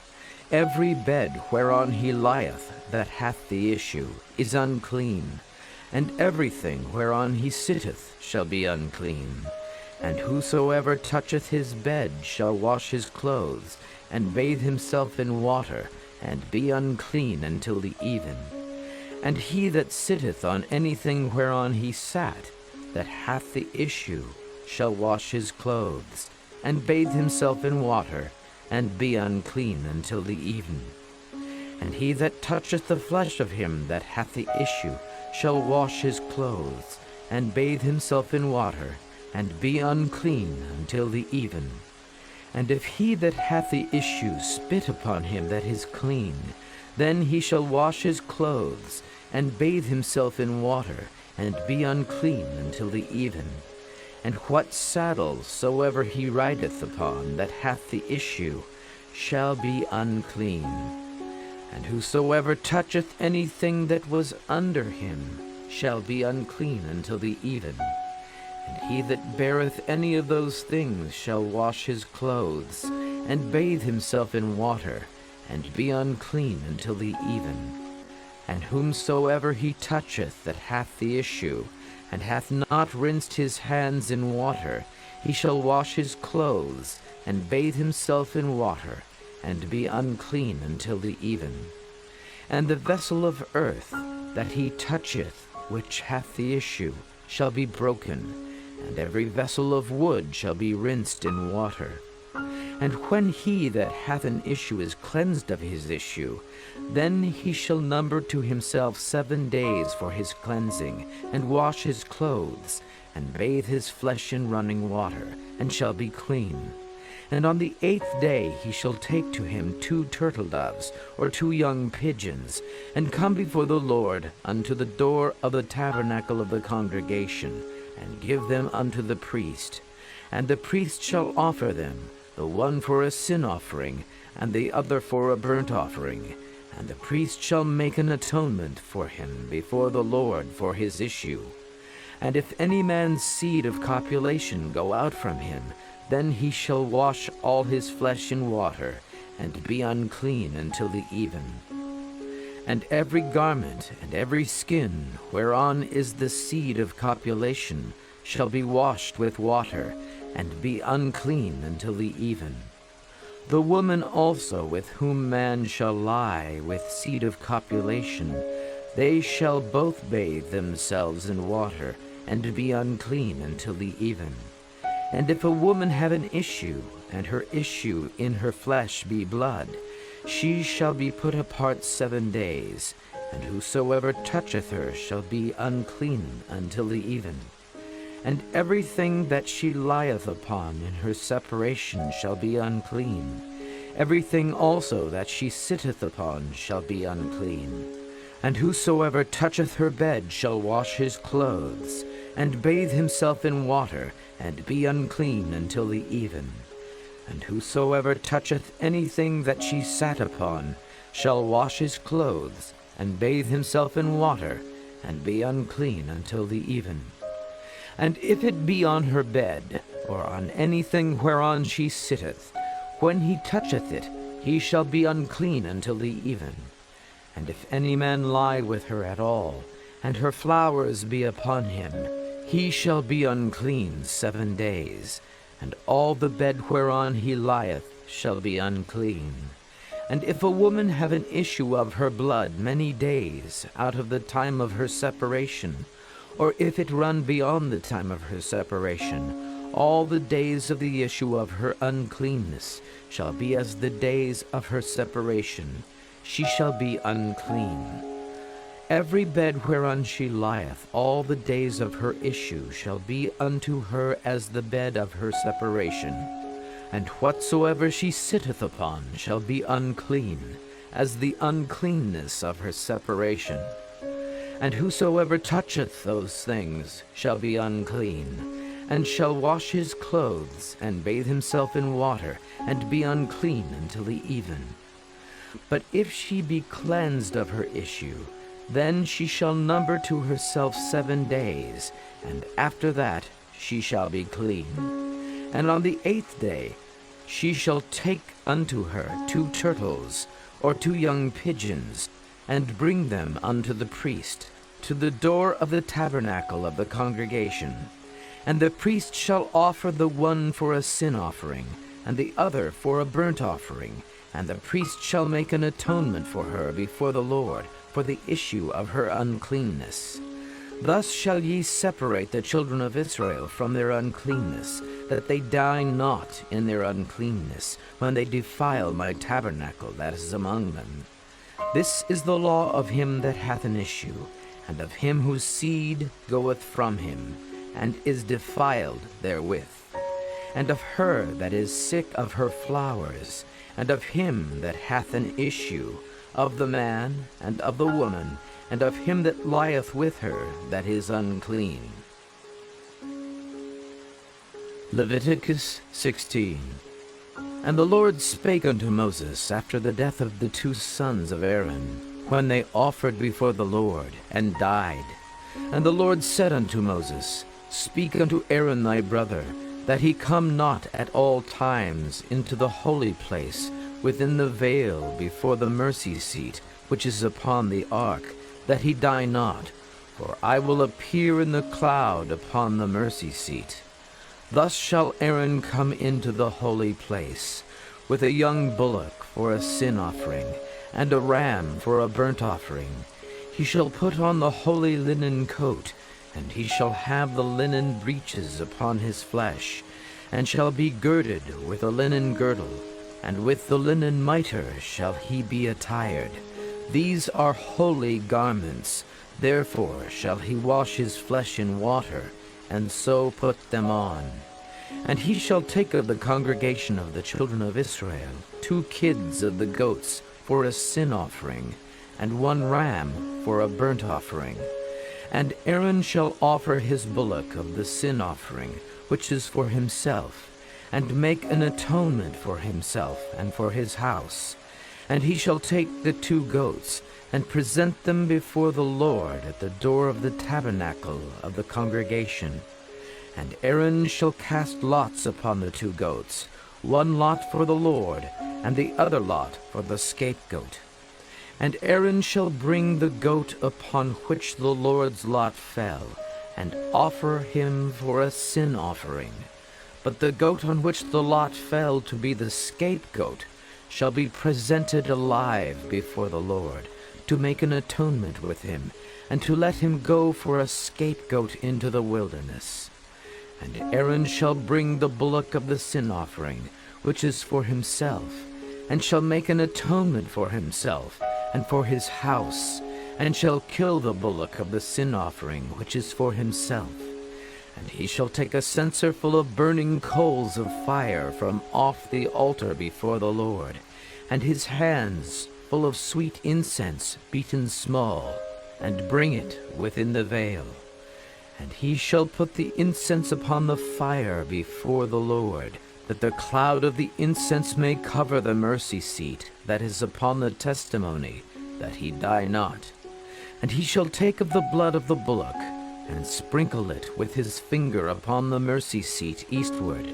And before the mercy seat shall he sprinkle of the blood with his fingers 7 times. Then shall he kill the goat of the sin offering, that is for the people, and bring his blood within the veil, and do with that blood as he did with the blood of the bullock, and sprinkle it upon the mercy seat, and before the mercy seat. And he shall make an atonement for the holy place, because of the uncleanness of the children of Israel, and because of their transgressions in all their sins. And so shall he do for the tabernacle of the congregation, that remaineth among them in the midst of their uncleanness. And there shall be no man in the tabernacle of the congregation when he goeth in to make an atonement in the holy place, until he come out, and have made an atonement for himself, and for his household, and for all the congregation of Israel. And he shall go out unto the altar that is before the Lord, and make an atonement for it, and shall take of the blood of the bullock, and of the blood of the goat, and put it upon the horns of the altar round about. And he shall sprinkle of the blood upon it with his finger 7 times, and cleanse it, and hallow it from the uncleanness of the children of Israel. And when he hath made an end of reconciling the holy place, and the tabernacle of the congregation, and the altar, he shall bring the live goat. And Aaron shall lay both his hands upon the head of the live goat, and confess over him all the iniquities of the children of Israel, and all their transgressions in all their sins, putting them upon the head of the goat, and shall send him away by the hand of a fit man into the wilderness. And the goat shall bear upon him all their iniquities, unto a land not inhabited. And he shall let go the goat in the wilderness. And Aaron shall come into the tabernacle of the congregation, and shall put off the linen garments, which he put on when he went into the holy place, and shall leave them there. And he shall wash his flesh with water in the holy place, and put on his garments, and come forth, and offer his burnt offering, and the burnt offering of the people, and make an atonement for himself and for the people. And the fat of the sin offering shall he burn upon the altar. And he that let go the goat for the scapegoat shall wash his clothes, and bathe his flesh in water, and afterward come into the camp. And the bullock for the sin offering, and the goat for the sin offering, whose blood was brought in to make atonement in the holy place, shall one carry forth without the camp. And they shall burn in the fire their skins, and their flesh, and their dung. And he that burneth them shall wash his clothes, and bathe his flesh in water, and afterward he shall come into the camp. And this shall be a statute forever unto you, that in the 7th month, on the 10th day of the month, ye shall afflict your souls, and do no work at all, whether it be one of your own country, or a stranger that sojourneth among you. For on that day shall the priest make an atonement for you, to cleanse you, that ye may be clean from all your sins before the Lord. It shall be a Sabbath of rest unto you, and ye shall afflict your souls by a statute forever. And the priest, whom he shall anoint, and whom he shall consecrate to minister in the priest's office in his father's stead, shall make the atonement, and shall put on the linen clothes, even the holy garments. And he shall make an atonement for the holy sanctuary, and he shall make an atonement for the tabernacle of the congregation, and for the altar, and he shall make an atonement for the priests, and for all the people of the congregation. And this shall be an everlasting statute unto you, to make an atonement for the children of Israel for all their sins once a year. And he did as the Lord commanded Moses. Leviticus 17. And the Lord spake unto Moses, saying, Speak unto Aaron, and unto his sons, and unto all the children of Israel, and say unto them, This is the thing which the Lord hath commanded, saying, What man soever there be of the house of Israel that killeth an ox, or lamb, or goat in the camp, or that killeth it out of the camp, and bringeth it not unto the door of the tabernacle of the congregation, to offer an offering unto the Lord before the tabernacle of the Lord, blood shall be imputed unto that man. He hath shed blood, and that man shall be cut off from among his people, to the end that the children of Israel may bring their sacrifices, which they offer in the open field, even that they may bring them unto the Lord, unto the door of the tabernacle of the congregation, unto the priest, and offer them for peace offerings unto the Lord. And the priest shall sprinkle the blood upon the altar of the Lord at the door of the tabernacle of the congregation, and burn the fat for a sweet savor unto the Lord. And they shall no more offer their sacrifices unto devils, after whom they have gone a-whoring. This shall be a statute forever unto them throughout their generations. And thou shalt say unto them, Whatsoever man there be of the house of Israel, or of the strangers which sojourn among you, that offereth a burnt offering or sacrifice, and bringeth it not unto the door of the tabernacle of the congregation, to offer it unto the Lord, even that man shall be cut off from among his people. And whatsoever man there be of the house of Israel, or of the strangers that sojourn among you, that eateth any manner of blood, I will even set my face against that soul that eateth blood, and will cut him off from among his people. For the life of the flesh is in the blood, and I have given it to you upon the altar to make an atonement for your souls, for it is the blood that maketh an atonement for the soul. Therefore I said unto the children of Israel, No soul of you shall eat blood, neither shall any stranger that sojourneth among you eat blood.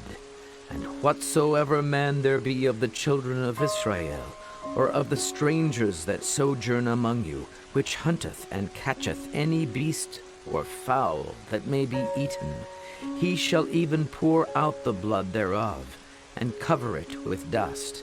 For it is the life of all flesh. The blood of it is for the life thereof. Therefore I said unto the children of Israel, Ye shall eat the blood of no manner of flesh, for the life of all flesh is the blood thereof. Whosoever eateth it shall be cut off. And every soul that eateth that which died of itself, or that which was torn with beasts, whether it be one of your own country or a stranger, he shall both wash his clothes, and bathe himself in water, and be unclean until the even. Then shall he be clean. But if he wash them not, nor bathe his flesh, then he shall bear his iniquity. Leviticus 18. And the Lord spake unto Moses, saying, Speak unto the children of Israel, and say unto them, I am the Lord your God. After the doings of the land of Egypt, wherein ye dwelt, shall ye not do, and after the doings of the land of Canaan, whither I bring you, shall ye not do, neither shall ye walk in their ordinances. Ye shall do my judgments, and keep mine ordinances, to walk therein. I am the Lord your God. Ye shall therefore keep my statutes and my judgments, which if a man do, he shall live in them. I am the Lord. None of you shall approach to any that is near of kin to him, to uncover their nakedness. I am the Lord. The nakedness of thy father, or the nakedness of thy mother, shalt thou not uncover. She is thy mother. Thou shalt not uncover her nakedness. The nakedness of thy father's wife shalt thou not uncover. It is thy father's nakedness. The nakedness of thy sister, the daughter of thy father, or daughter of thy mother, whether she be born at home or born abroad, even their nakedness thou shalt not uncover. The nakedness of thy son's daughter, or of thy daughter's daughter, even their nakedness thou shalt not uncover, for theirs is thine own nakedness.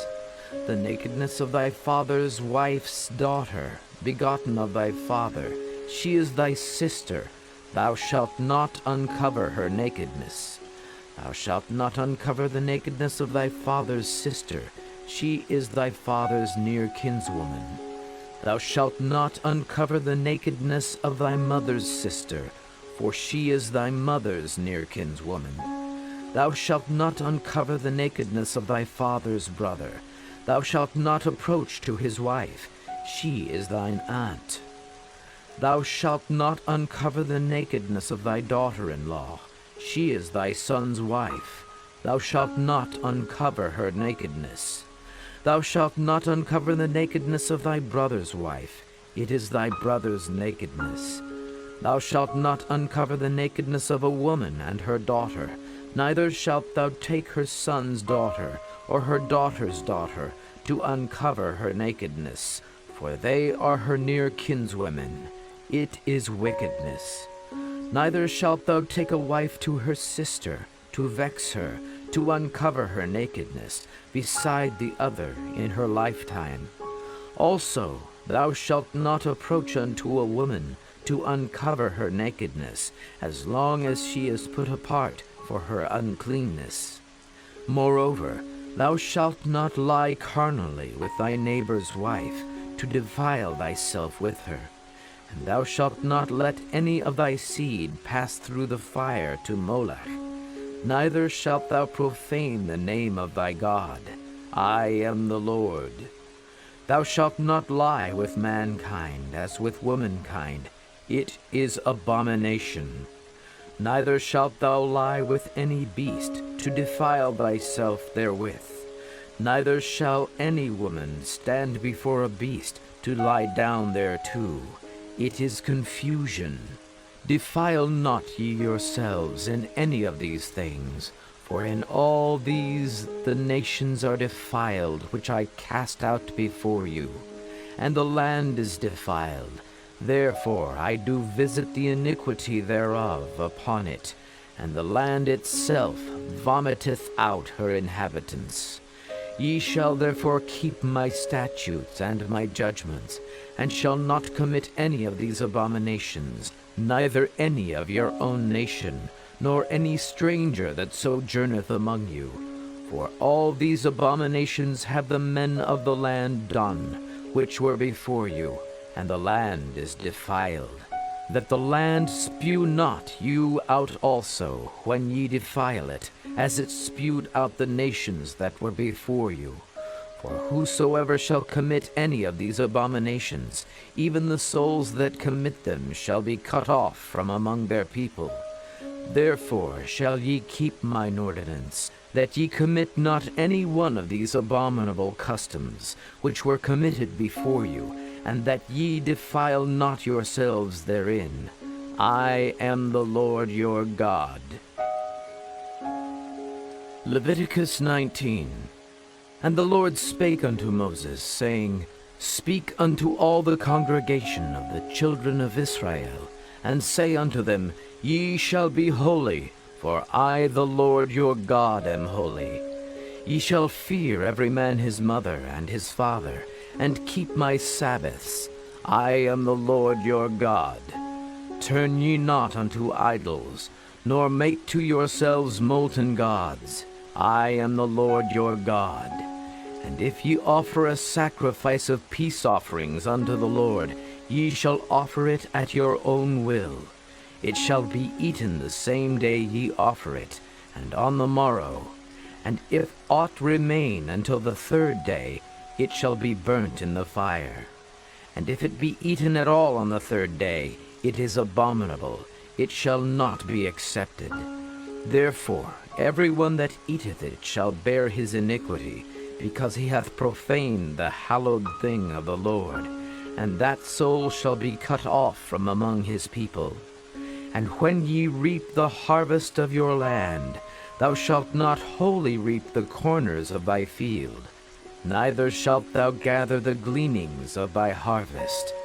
And thou shalt not glean thy vineyard, neither shalt thou gather every grape of thy vineyard. Thou shalt leave them for the poor and stranger. I am the Lord your God.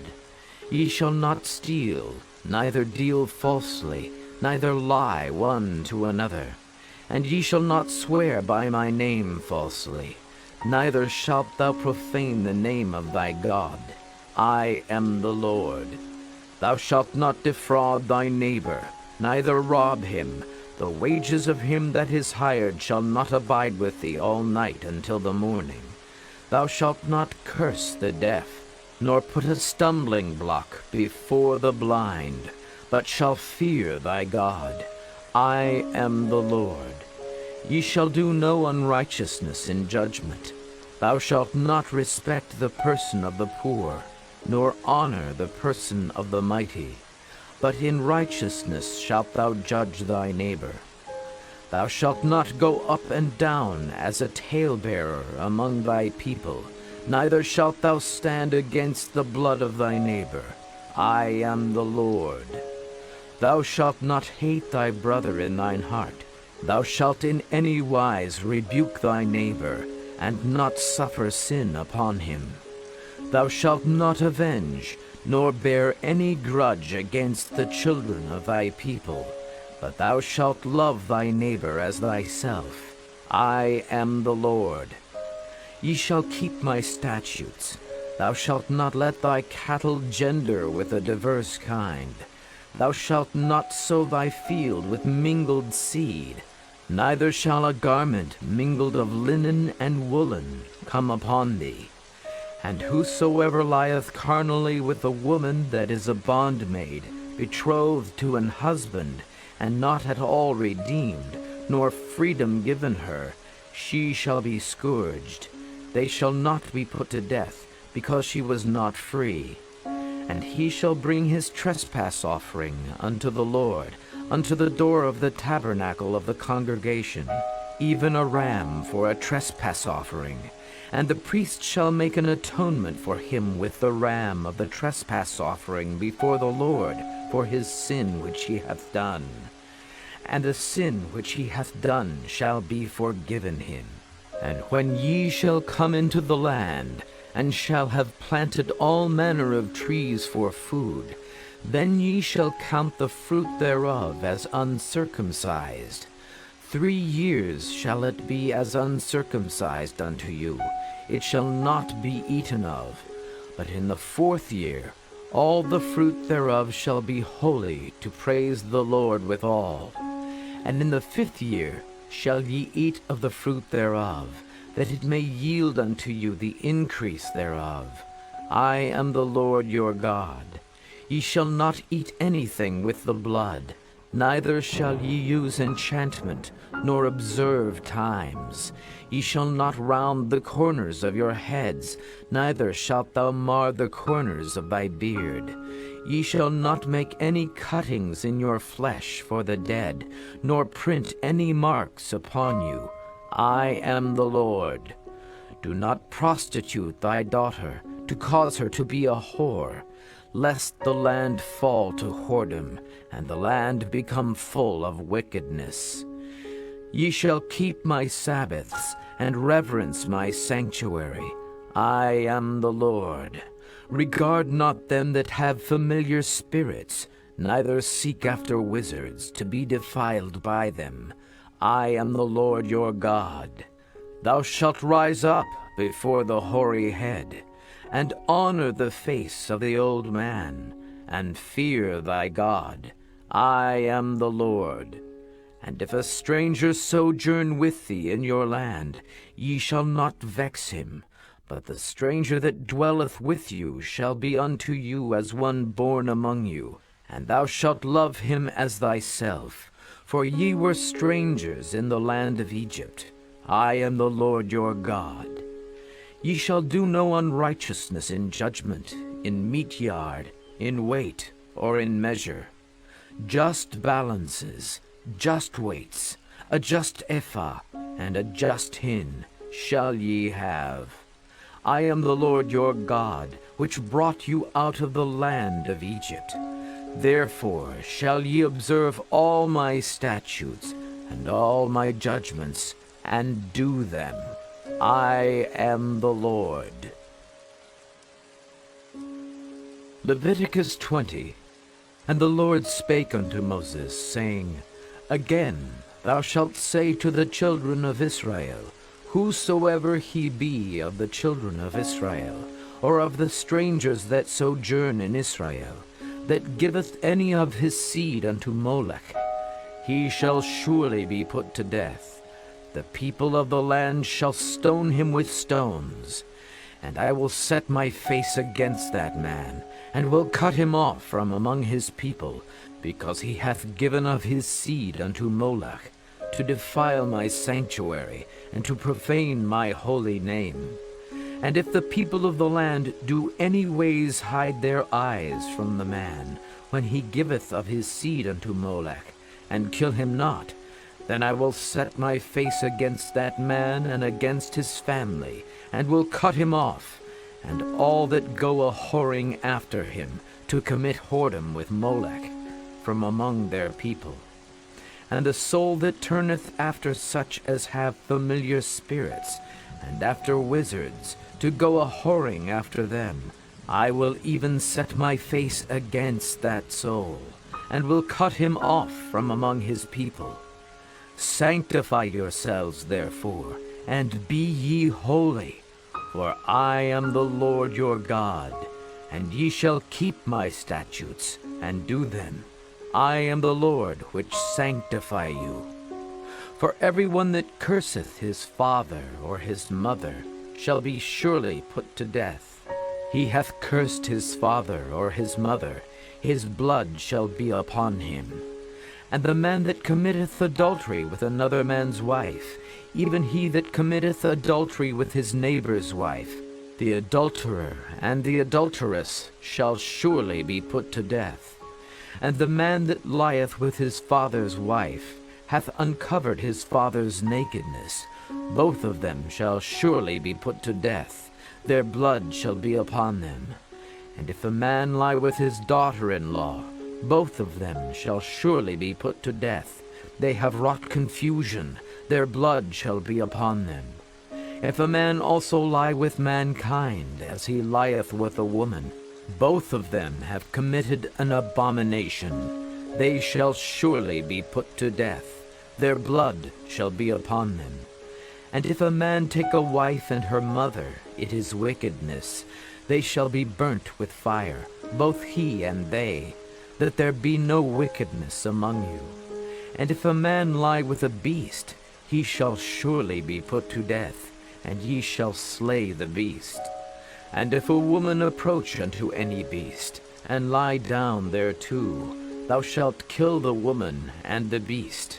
They shall surely be put to death. Their blood shall be upon them.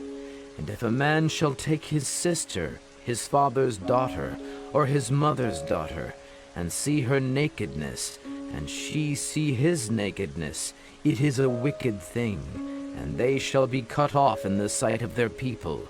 He hath uncovered his sister's nakedness, he shall bear his iniquity. And if a man shall lie with a woman having her sickness, and shall uncover her nakedness, he hath discovered her fountain, and she hath uncovered the fountain of her blood, and both of them shall be cut off from among their people. And thou shalt not uncover the nakedness of thy mother's sister, nor of thy father's sister, for he uncovereth his near kin. They shall bear their iniquity. And if a man shall lie with his uncle's wife, he hath uncovered his uncle's nakedness. They shall bear their sin. They shall die childless. And if a man shall take his brother's wife, it is an unclean thing. He hath uncovered his brother's nakedness. They shall be childless. Ye shall therefore keep all my statutes and all my judgments, and do them, that the land, whither I bring you to dwell therein, spew you not out. And ye shall not walk in the manners of the nation which I cast out before you, for they committed all these things, and therefore I abhorred them. But I have said unto you, Ye shall inherit their land, and I will give it unto you to possess it, a land that floweth with milk and honey. I am the Lord your God, which have separated you from other people. Ye shall therefore put difference between clean beasts and unclean, and between unclean fowls and clean. And ye shall not make your souls abominable by beast or by fowl, or by any manner of living thing that creepeth on the ground, which I have separated from you as unclean. And ye shall be holy unto me, for I the Lord am holy, and have severed you from other people, that ye should be mine. A man also, or woman, that hath a familiar spirit, or that is a wizard, shall surely be put to death. They shall stone them with stones, their blood shall be upon them. Leviticus 21. And the Lord said unto Moses, Speak unto the priests, the sons of Aaron, and say unto them, There shall none be defiled for the dead among his people, but for his kin that is near unto him, that is, for his mother, and for his father, and for his son, and for his daughter, and for his brother, and for his sister, a virgin that is nigh unto him, which hath had no husband, for her may he be defiled. But he shall not defile himself, being a chief man among his people, to profane himself. They shall not make baldness upon their head, neither shall they shave off the corner of their beard, nor make any cuttings in their flesh. They shall be holy unto their God, and not profane the name of their God. For the offerings of the Lord made by fire, and the bread of their God, they do offer, therefore they shall be holy. They shall not take a wife that is a whore, or profane, neither shall they take a woman put away from her husband, for he is holy unto his God. Thou shalt sanctify him therefore, for he offereth the bread of thy God. He shall be holy unto thee, for I the Lord which sanctify you am holy. And the daughter of any priest, if she profane herself by playing the whore, she profaneth her father, she shall be burnt with fire. And he that is the high priest among his brethren, upon whose head the anointing oil was poured, and that is consecrated to put on the garments, shall not uncover his head, nor rend his clothes. Neither shall he go in to any dead body, nor defile himself for his father, or for his mother. Neither shall he go out of the sanctuary, nor profane the sanctuary of his God, for the crown of the anointing oil of his God is upon him. I am the Lord. And he shall take a wife in her virginity, a widow, or a divorced woman, or profane, or an harlot, these shall he not take, but he shall take a virgin of his own people to wife. Neither shall he profane his seed among his people, for I the Lord do sanctify him. And the Lord spake unto Moses, saying, Speak unto Aaron, saying, Whosoever he be of thy seed in their generations that hath any blemish, let him not approach to offer the bread of his God. For whatsoever man he be that hath a blemish, he shall not approach. A blind man, or a lame, or he that hath a flat nose, or anything superfluous, or a man that is broken-footed, or broken-handed, or crook-backed, or a dwarf, or that hath a blemish in his eye, or be scurvy, or scabbed, or that hath his stones broken. No man that hath a blemish of the seed of Aaron the priest shall come nigh to offer the offerings of the Lord made by fire. he hath a blemish, he shall not come nigh to offer the bread of his God. He shall eat the bread of his God, both of the most holy and of the holy. Only he shall not go in unto the veil, nor come nigh unto the altar, because he hath a blemish, that he profane not my sanctuaries, for I the Lord do sanctify them. And Moses told it unto Aaron, and to his sons, and to all the children of Israel. Leviticus 22. And the Lord spake unto Moses, saying, Speak unto Aaron and to his sons, that they separate themselves from the holy things of the children of Israel, and that they profane not my holy name in those things which they hallow unto me. I am the Lord. Say unto them, Whosoever he be of all your seed among your generations, that goeth unto the holy things, which the children of Israel hallow unto the Lord, having his uncleanness upon him, that soul shall be cut off from my presence. I am the Lord. What man soever of the seed of Aaron is a leper, or hath a running issue, he shall not eat of the holy things, until he be clean.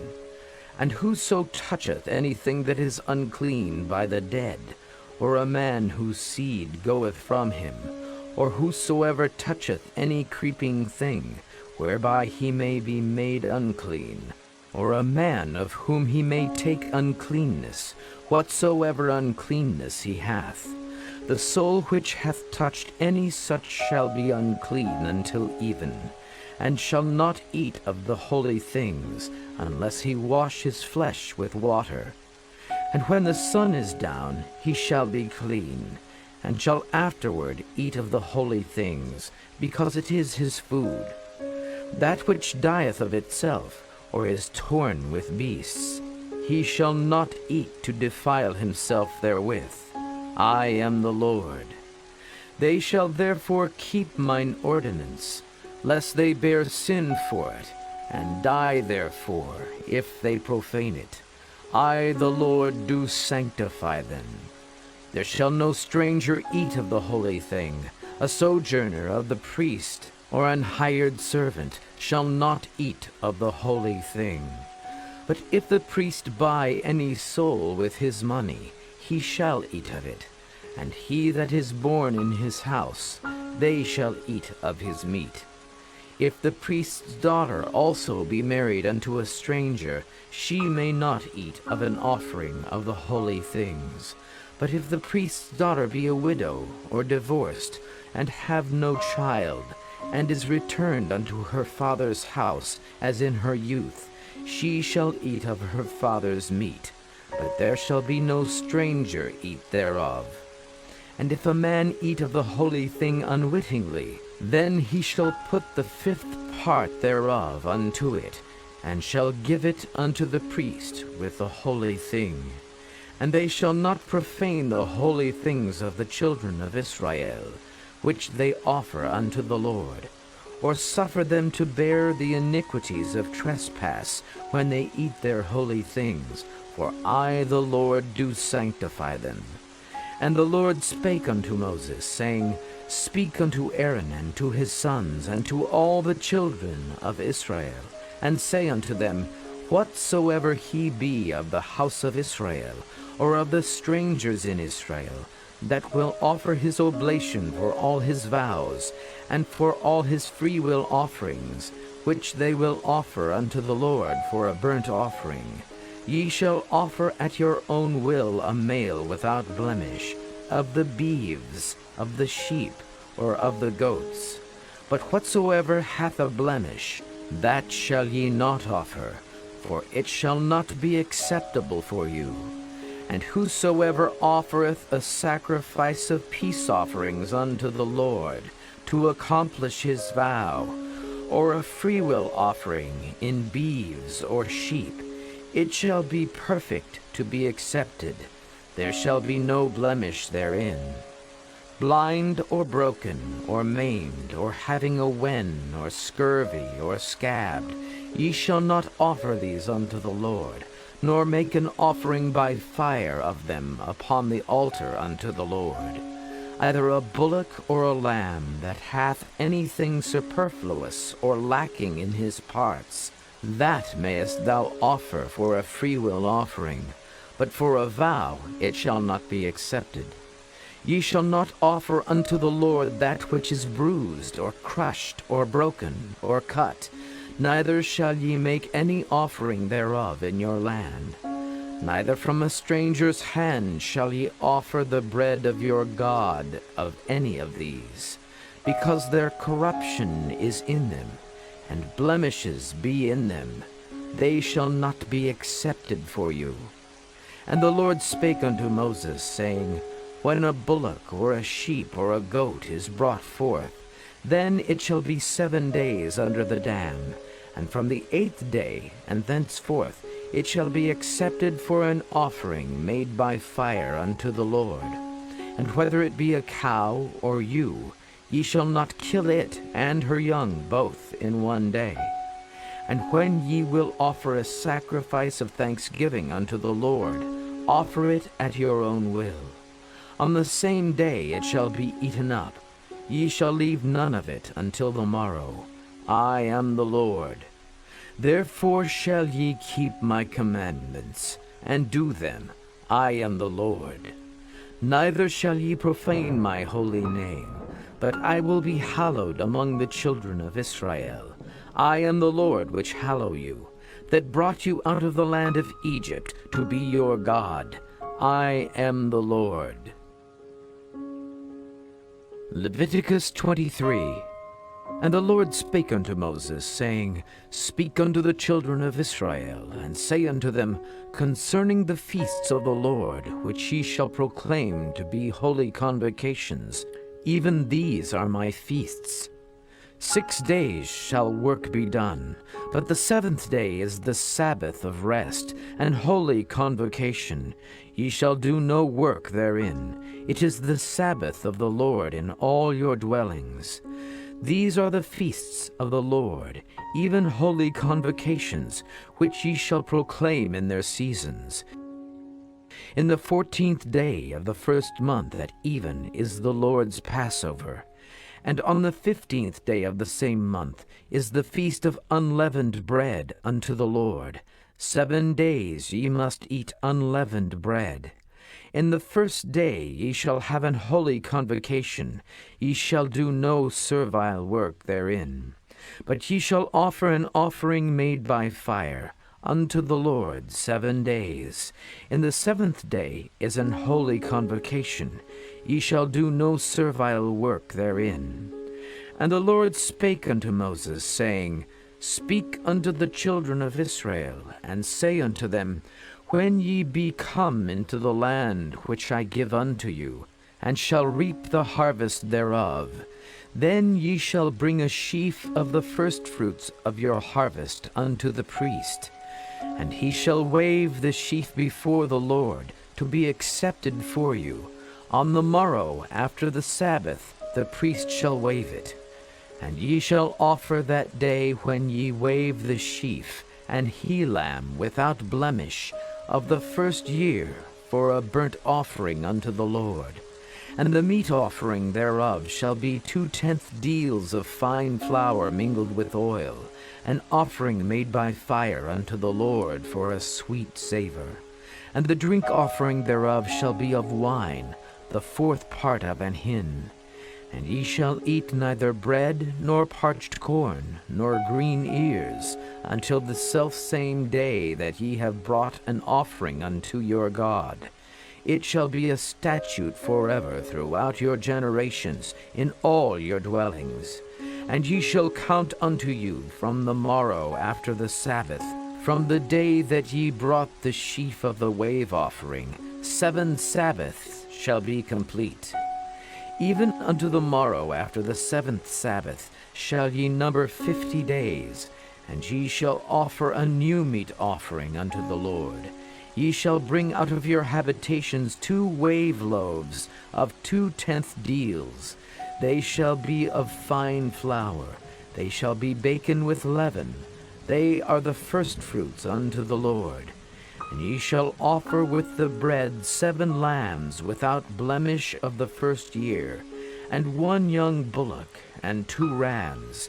They shall be for a burnt offering unto the Lord, with their meat offering, and their drink offerings, even an offering made by fire, of sweet savour unto the Lord. Then ye shall sacrifice 1 kid of the goats for a sin offering, and 2 lambs of the first year for a sacrifice of peace offerings. And the priest shall wave them with the bread of the firstfruits for a wave offering before the Lord, with the 2 lambs.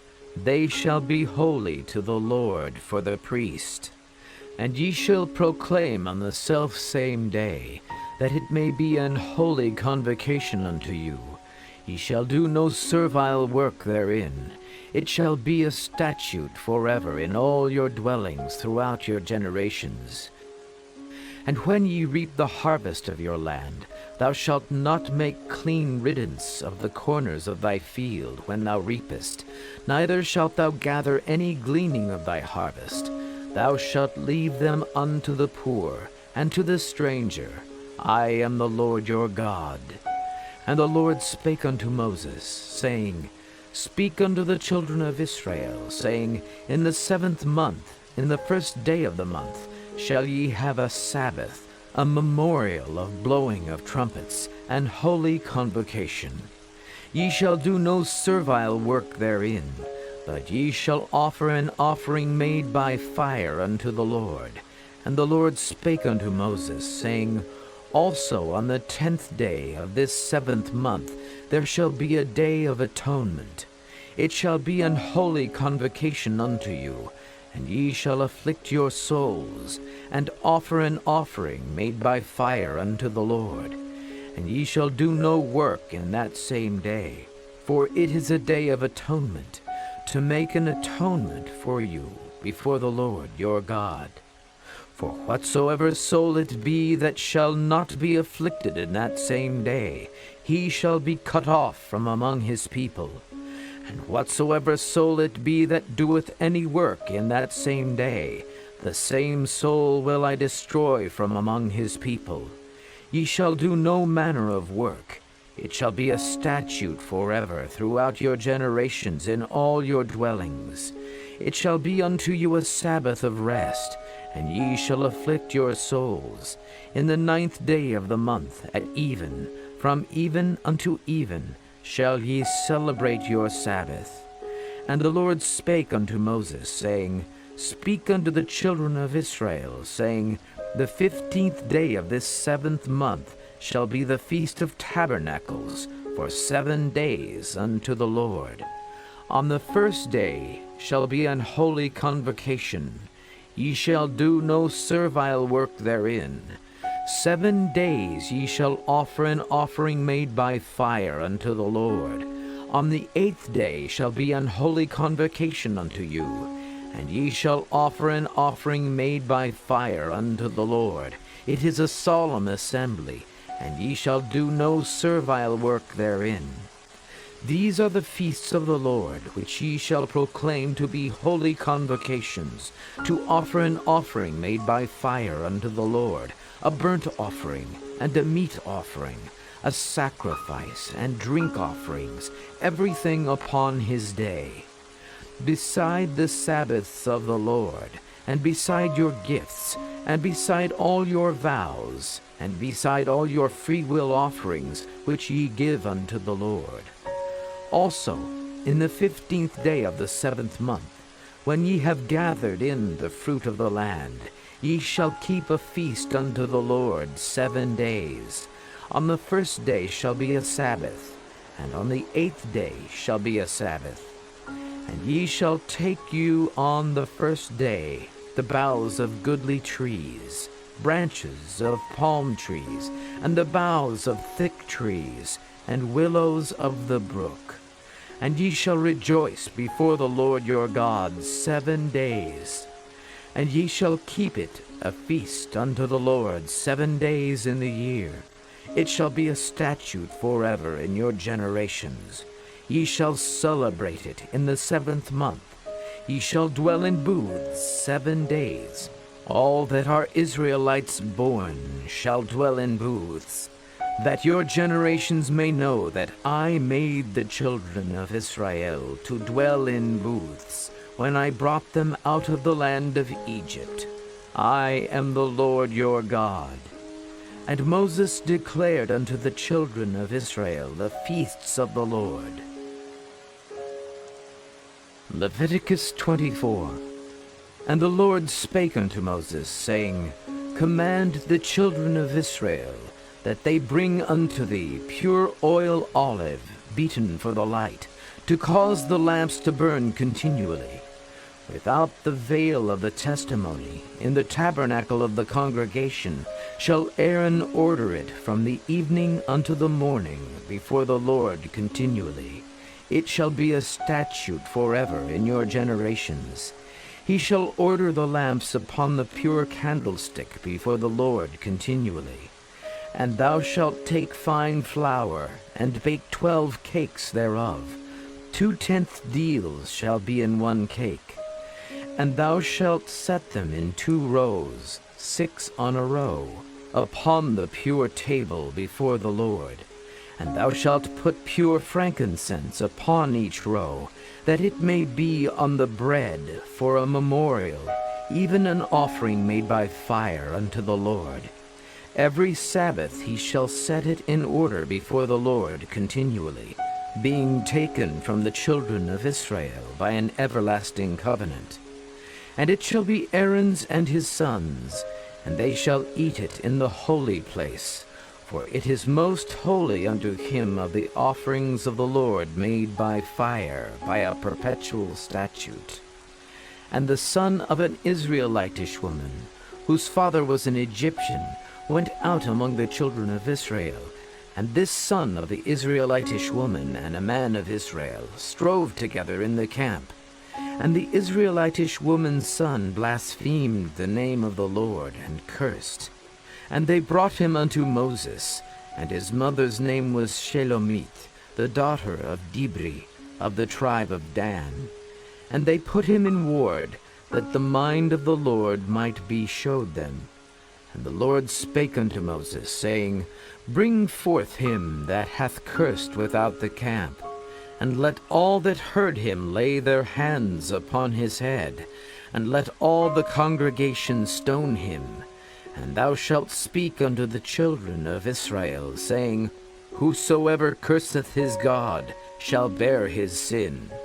And he that blasphemeth the name of the Lord, he shall surely be put to death. And all the congregation shall certainly stone him, as well the stranger as he that is born in the land, when he blasphemeth the name of the Lord, shall be put to death.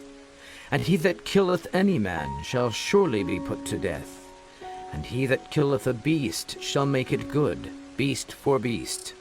And if a man cause a blemish in his neighbor, as he hath done, so shall it be done to him. Breach for breach, eye for eye, tooth for tooth. As he hath caused a blemish in a man, so shall it be done to him again. And he that killeth a beast, he shall restore it. And he that killeth a man, he shall be put to death. Ye shall have one manner of law, as well for the stranger as for one of your own country. For I am the Lord your God.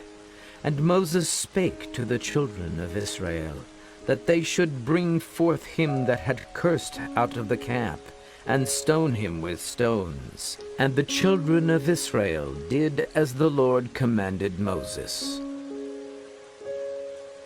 Leviticus 25. And the Lord spake unto Moses in Mount Sinai, saying, Speak unto the children of Israel, and say unto them, When ye come into the land which I give you, then shall the land keep a Sabbath unto the Lord. 6 years thou shalt sow thy field, and 6 years thou shalt prune thy vineyard, and gather in the fruit thereof. But in the 7th year shall be a Sabbath of rest unto the land, a Sabbath for the Lord. Thou shalt neither sow thy field, nor prune thy vineyard. That which groweth of its own accord of thy harvest thou shalt not reap, neither gather the grapes of thy vine undressed. For it is a year of rest unto the land.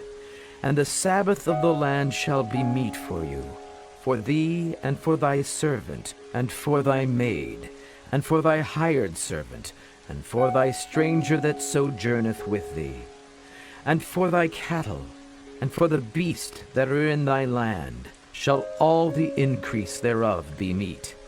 And thou shalt number 7 Sabbaths of years unto thee, 7 times 7 years. And the space of the 7 Sabbaths of years shall be unto thee 49 years. Then shalt thou cause the trumpet of the Jubilee to sound on the 10th day of the 7th month. In the day of atonement shall ye make the trumpet sound throughout all your land. And ye shall hallow the 50th year, and proclaim liberty throughout all the land unto all the inhabitants thereof. It shall be a jubilee unto you. And ye shall return every man unto his possession, and ye shall return every man unto his family. A jubilee shall that 50th year be unto you. Ye shall not sow, neither reap that which groweth of itself in it, nor gather the grapes in it of thy vine undressed. For it is the jubilee, it shall be holy unto you. Ye shall eat the increase thereof out of the field. In the year of this jubilee ye shall return every man unto his possession. And if thou sell aught unto thy neighbor, or buyest aught of thy neighbor's hand, ye shall not oppress one another. According to the number of years after the jubilee thou shalt buy of thy neighbor, and according unto the number of years of the fruits he shall sell unto thee. According to the multitude of years thou shalt increase the price thereof, and according to the fewness of years thou shalt diminish the price of it. For according to the number of the years of the fruits doth he sell unto thee. Ye shall not therefore oppress one another, but thou shalt fear thy God, for I am the Lord your God. Wherefore ye shall do my statutes, and keep my judgments, and do them. And ye shall dwell in the land in safety, and the land shall yield her fruit, and ye shall eat your fill, and dwell therein in safety. And if ye shall say, What shall we eat the 7th year? Behold, we shall not sow, nor gather in our increase. Then I will command my blessing upon you in the 6th year, and it shall bring forth fruit for 3 years. And ye shall sow the 8th year, and eat yet of the old fruit until the 9th year, until her fruits come in, ye shall eat of the old store. The land shall not be sold forever, for the land is mine, for ye are strangers and sojourners with me. And in all the land of your possession ye shall grant a redemption for the land. If thy brother be waxen poor, and hath sold away some of his possession, and if any of his kin come to redeem it, then shall he redeem that which his brother sold. And if the man have none to redeem it, and himself be able to redeem it, then let him count the years of the sale thereof, and restore the overplus unto the man to whom he sold it, that he may return unto his possession. But if he be not able to restore it to him, then that which is sold shall remain in the hand of him that hath bought it, until the year of Jubilee. And in the Jubilee it shall go out, and he shall return unto his possession. And if a man sell a dwelling house in a walled city, then he may redeem it within a whole year after it is sold. Within a full year may he redeem it. And if it be not redeemed within the space of a full year, Then the house that is in the walled city shall be established forever to him that bought it throughout his generations. It shall not go out in the Jubilee. But the houses of the villages which have no wall round about them shall be counted as the fields of the country. They may be redeemed, and they shall go out in the Jubilee. Notwithstanding the cities of the Levites and the houses of the cities of their possession may the Levites redeem at any time. And if the man purchase of the Levites, then the house that was sold and the city of his possession shall go out in the year of Jubilee. For the houses of the cities of the Levites are their possession among the children of Israel. But the field of the suburbs of their cities may not be sold, for it is their perpetual possession. And if thy brother be waxen poor, and fallen in decay with thee, then thou shalt relieve him, yea, though he be a stranger, or a sojourner, that he may live with thee. Take thou no usury of him, or increase, but fear thy God, that thy brother may live with thee. Thou shalt not give him thy money upon usury, nor lend him thy victuals for increase. I am the Lord your God, which brought you forth out of the land of Egypt, to give you the land of Canaan, and to be your God.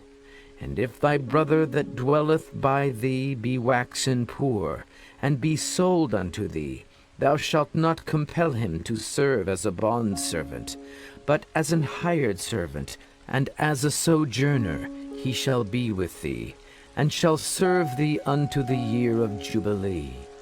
And then shall he depart from thee, both he and his children with him, and shall return unto his own family, and unto the possession of his fathers shall he return.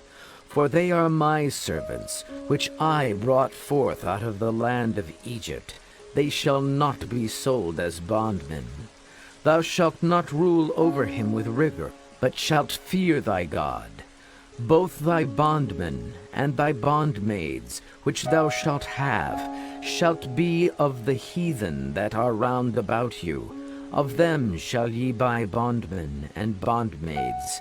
Moreover, of the children of the strangers that do sojourn among you, of them shall ye buy, and of their families that are with you, which they begat in your land, and they shall be your possession. And ye shall take them as an inheritance for your children after you, to inherit them for a possession. They shall be your bondmen forever. But over your brethren, the children of Israel, ye shall not rule one over another with rigor. And if a sojourner or stranger wax rich by thee, and thy brother that dwelleth by him wax poor, and sell himself unto the stranger or sojourner by thee, or to the stock of the stranger's family, after that he is sold he may be redeemed again. One of his brethren may redeem him. Either his uncle or his uncle's son may redeem him, or any that is nigh of kin unto him of his family may redeem him. Or if he be able, he may redeem himself. And he shall reckon with him that bought him from the year that he was sold to him unto the year of Jubilee. And the price of his sale shall be according unto the number of years, according to the time of an hired servant shall it be with him. If there be yet many years behind, according unto them he shall give again the price of his redemption out of the money that he was bought for. And if there remain but few years unto the year of Jubilee, then he shall count with him, and according unto his years shall he give him again the price of his redemption. And as a yearly hired servant shall he be with him, and the other shall not rule with rigor over him in thy sight. And if he be not redeemed in these years, then he shall go out in the year of Jubilee, both he and his children with him. For unto me the children of Israel are servants, they are my servants, whom I brought forth out of the land of Egypt. I am the Lord your God. Leviticus 26. Ye shall make you no idols, nor graven image, neither rear you up a standing image, neither shall ye set up any image of stone in your land, to bow down unto it, for I am the Lord your God. Ye shall keep my Sabbaths, and reverence my sanctuary. I am the Lord. If ye walk in my statutes, and keep my commandments, and do them, then I will give you rain in due season, and the land shall yield her increase, and the trees of the field shall yield their fruit. And your threshing shall reach unto the vintage, and the vintage shall reach unto the sowing time. And ye shall eat your bread to the full, and dwell in your land safely. And I will give peace in the land, and ye shall lie down, and none shall make you afraid. And I will rid evil beasts out of the land, neither shall the sword go through your land. And ye shall chase your enemies, and they shall fall before you by the sword. And 5 of you shall chase 100, and 100 of you shall put 10,000 to flight. And your enemies shall fall before you by the sword. For I will have respect unto you, and make you fruitful, and multiply you, and establish my covenant with you. And ye shall eat old store, and bring forth the old because of the new. And I set my tabernacle among you, and my soul shall not abhor you. And I will walk among you, and will be your God, and ye shall be my people. I am the Lord your God, which brought you forth out of the land of Egypt, that ye should not be their bondmen. And I have broken the bands of your yoke, and made you go upright. But if ye will not hearken unto me, and will not do all these commandments, and if ye shall despise my statutes, or if your soul abhor my judgments, so that ye will not do all my commandments, but that ye break my covenant, I also will do this unto you. I will even appoint over you terror, consumption, and the burning ague, that shall consume the eyes, and cause sorrow of heart. And ye shall sow your seed in vain, for your enemies shall eat it. And I will set my face against you, and ye shall be slain before your enemies. They that hate you shall reign over you, and ye shall flee when none pursueth you. And if ye will not yet for all this hearken unto me, then I will punish you 7 times more for your sins. And I will break the pride of your power, and I will make your heaven as iron, and your earth as brass, and your strength shall be spent in vain. For your land shall not yield her increase, neither shall the trees of the land yield their fruits. And if ye walk contrary unto me, and will not hearken unto me, I will bring 7 times more plagues upon you according to your sins. I will also send wild beasts among you, which shall rob you of your children, and destroy your cattle, and make you few in number, and your highways shall be desolate. And if you will not be reformed by me by these things, but will walk contrary unto me, then will I also walk contrary unto you, and will punish you yet 7 times for your sins. And I will bring a sword upon you, that shall avenge the quarrel of my covenant. And when ye are gathered together within your cities, I will send the pestilence among you, and ye shall be delivered into the hand of the enemy. And when I have broken the staff of your bread, 10 women shall bake your bread in 1 oven, and they shall deliver you your bread again by weight, and ye shall eat, and not be satisfied. And if ye will not for all this hearken unto me, but walk contrary unto me, then I will walk contrary unto you also in fury. And I, even I, will chastise you 7 times for your sins. And ye shall eat the flesh of your sons, and the flesh of your daughters shall ye eat. And I will destroy your high places, and cut down your images, and cast your carcasses upon the carcasses of your idols, and my soul shall abhor you. And I will make your cities waste, and bring your sanctuaries unto desolation, and I will not smell the savor of your sweet odors. And I will bring the land into desolation, and your enemies which dwell therein shall be astonished at it. And I will scatter you among the heathen, and will draw out a sword after you, and your land shall be desolate, and your cities waste. Then shall the land enjoy her Sabbaths, as long as it lieth desolate, and ye be in your enemies' land. Even then shall the land rest, and enjoy her Sabbaths. As long as it lieth desolate, it shall rest, because it did not rest in your Sabbaths, when ye dwelt upon it. And upon them that are left alive of you I will send a faintness into their hearts in the lands of their enemies. And the sound of a shaken leaf shall chase them, and they shall flee, as fleeing from a sword, and they shall fall when none pursueth. And they shall fall one upon another, as it were before a sword, when none pursueth.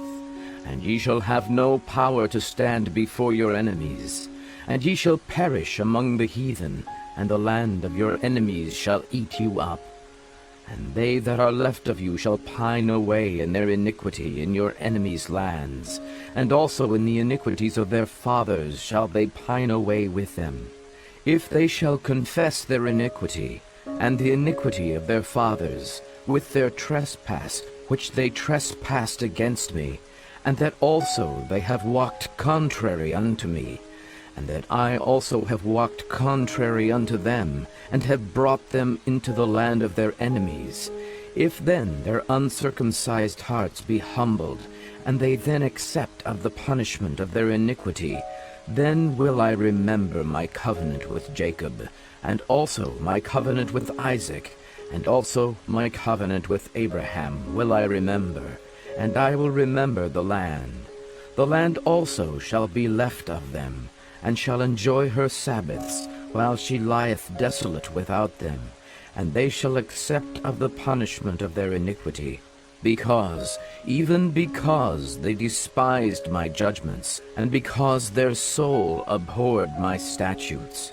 And yet for all that, when they be in the land of their enemies, I will not cast them away, neither will I abhor them, to destroy them utterly, and to break my covenant with them, for I am the Lord their God. But I will, for their sakes, remember the covenant of their ancestors, whom I brought forth out of the land of Egypt, in the sight of the heathen, that I might be their God. I am the Lord. These are the statutes and judgments and laws which the Lord made between him and the children of Israel in Mount Sinai by the hand of Moses. Leviticus 27.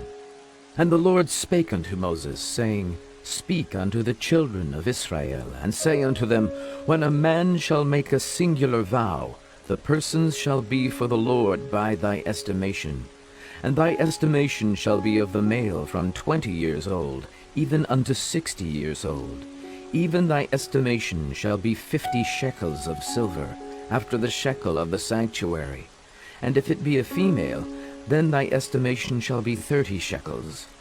And if it be from 5 years old, even unto 20 years old, then thy estimation shall be of the male 20 shekels, and for the female 10 shekels. And if it be from a month old, even unto 5 years old, then thy estimation shall be of the male 5 shekels of silver, and for the female thy estimation shall be 3 shekels of silver.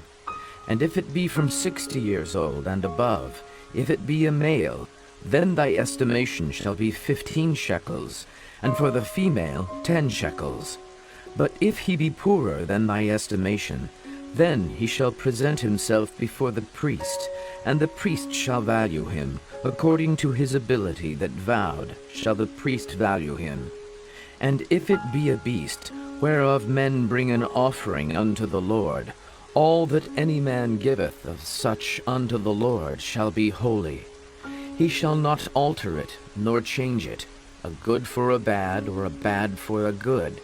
And if he shall at all change beast for beast, then it and the exchange thereof shall be holy. And if it be any unclean beast, of which they do not offer a sacrifice unto the Lord, then he shall present the beast before the priest. And the priest shall value it, whether it be good or bad, as thou valuest it, who art the priest, so shall it be. But if he will at all redeem it, then he shall add a fifth part thereof unto thy estimation. And when a man shall sanctify his house to be holy unto the Lord, then the priest shall estimate it, whether it be good or bad, as the priest shall estimate it, so shall it stand.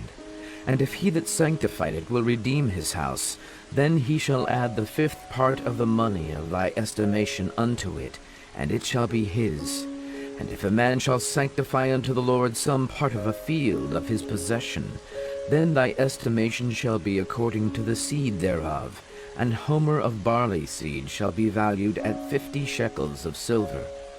If he sanctify his field from the year of Jubilee, according to thy estimation, it shall stand. But if he sanctify his field after the Jubilee, then the priest shall reckon unto him the money according to the years that remain, even unto the year of Jubilee, and it shall be abated from thy estimation. And if he that sanctified the field will in any wise redeem it, then he shall add the fifth part of the money of thy estimation unto it, and it shall be assured to him. And if he will not redeem the field, or if he have sold the field to another man, it shall not be redeemed any more. But the field, when it goeth out in the Jubilee, shall be holy unto the Lord, as a field devoted. The possession thereof shall be the priest's.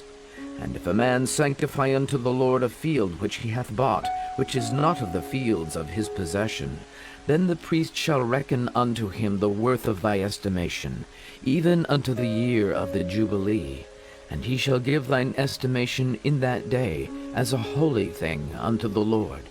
In the year of the Jubilee the field shall return unto him of whom it was bought, even to him to whom the possession of the land did belong. And all thy estimations shall be according to the shekel of the sanctuary. 20 gerahs shall be the shekel. Only the firstlings of the beasts, which should be the Lord's firstling, no man shall sanctify it, whether it be ox or sheep, it is the Lord's. And if it be of an unclean beast, then he shall redeem it according to thine estimation, and shall add a fifth part of it thereto. Or if it be not redeemed, then it shall be sold according to thy estimation. Notwithstanding no devoted thing, that a man shall devote unto the Lord of all that he hath, both of man and beast, and of the field of his possession, shall be sold or redeemed. Every devoted thing is most holy unto the Lord. None devoted, which shall be devoted of men, shall be redeemed, but shall surely be put to death. And all the tithe of the land, whether of the seed of the land, or of the fruit of the tree, is the Lord's. It is holy unto the Lord. And if a man will at all redeem aught of his tithes, he shall add thereto the fifth part thereof. And concerning the tithe of the herd, or of the flock, even of whatsoever passeth under the rod, the 10th shall be holy unto the Lord. He shall not search whether it be good or bad, neither shall he change it. And if he change it at all, then both it and the change thereof shall be holy. It shall not be redeemed. These are the commandments which the Lord commanded Moses for the children of Israel in Mount Sinai.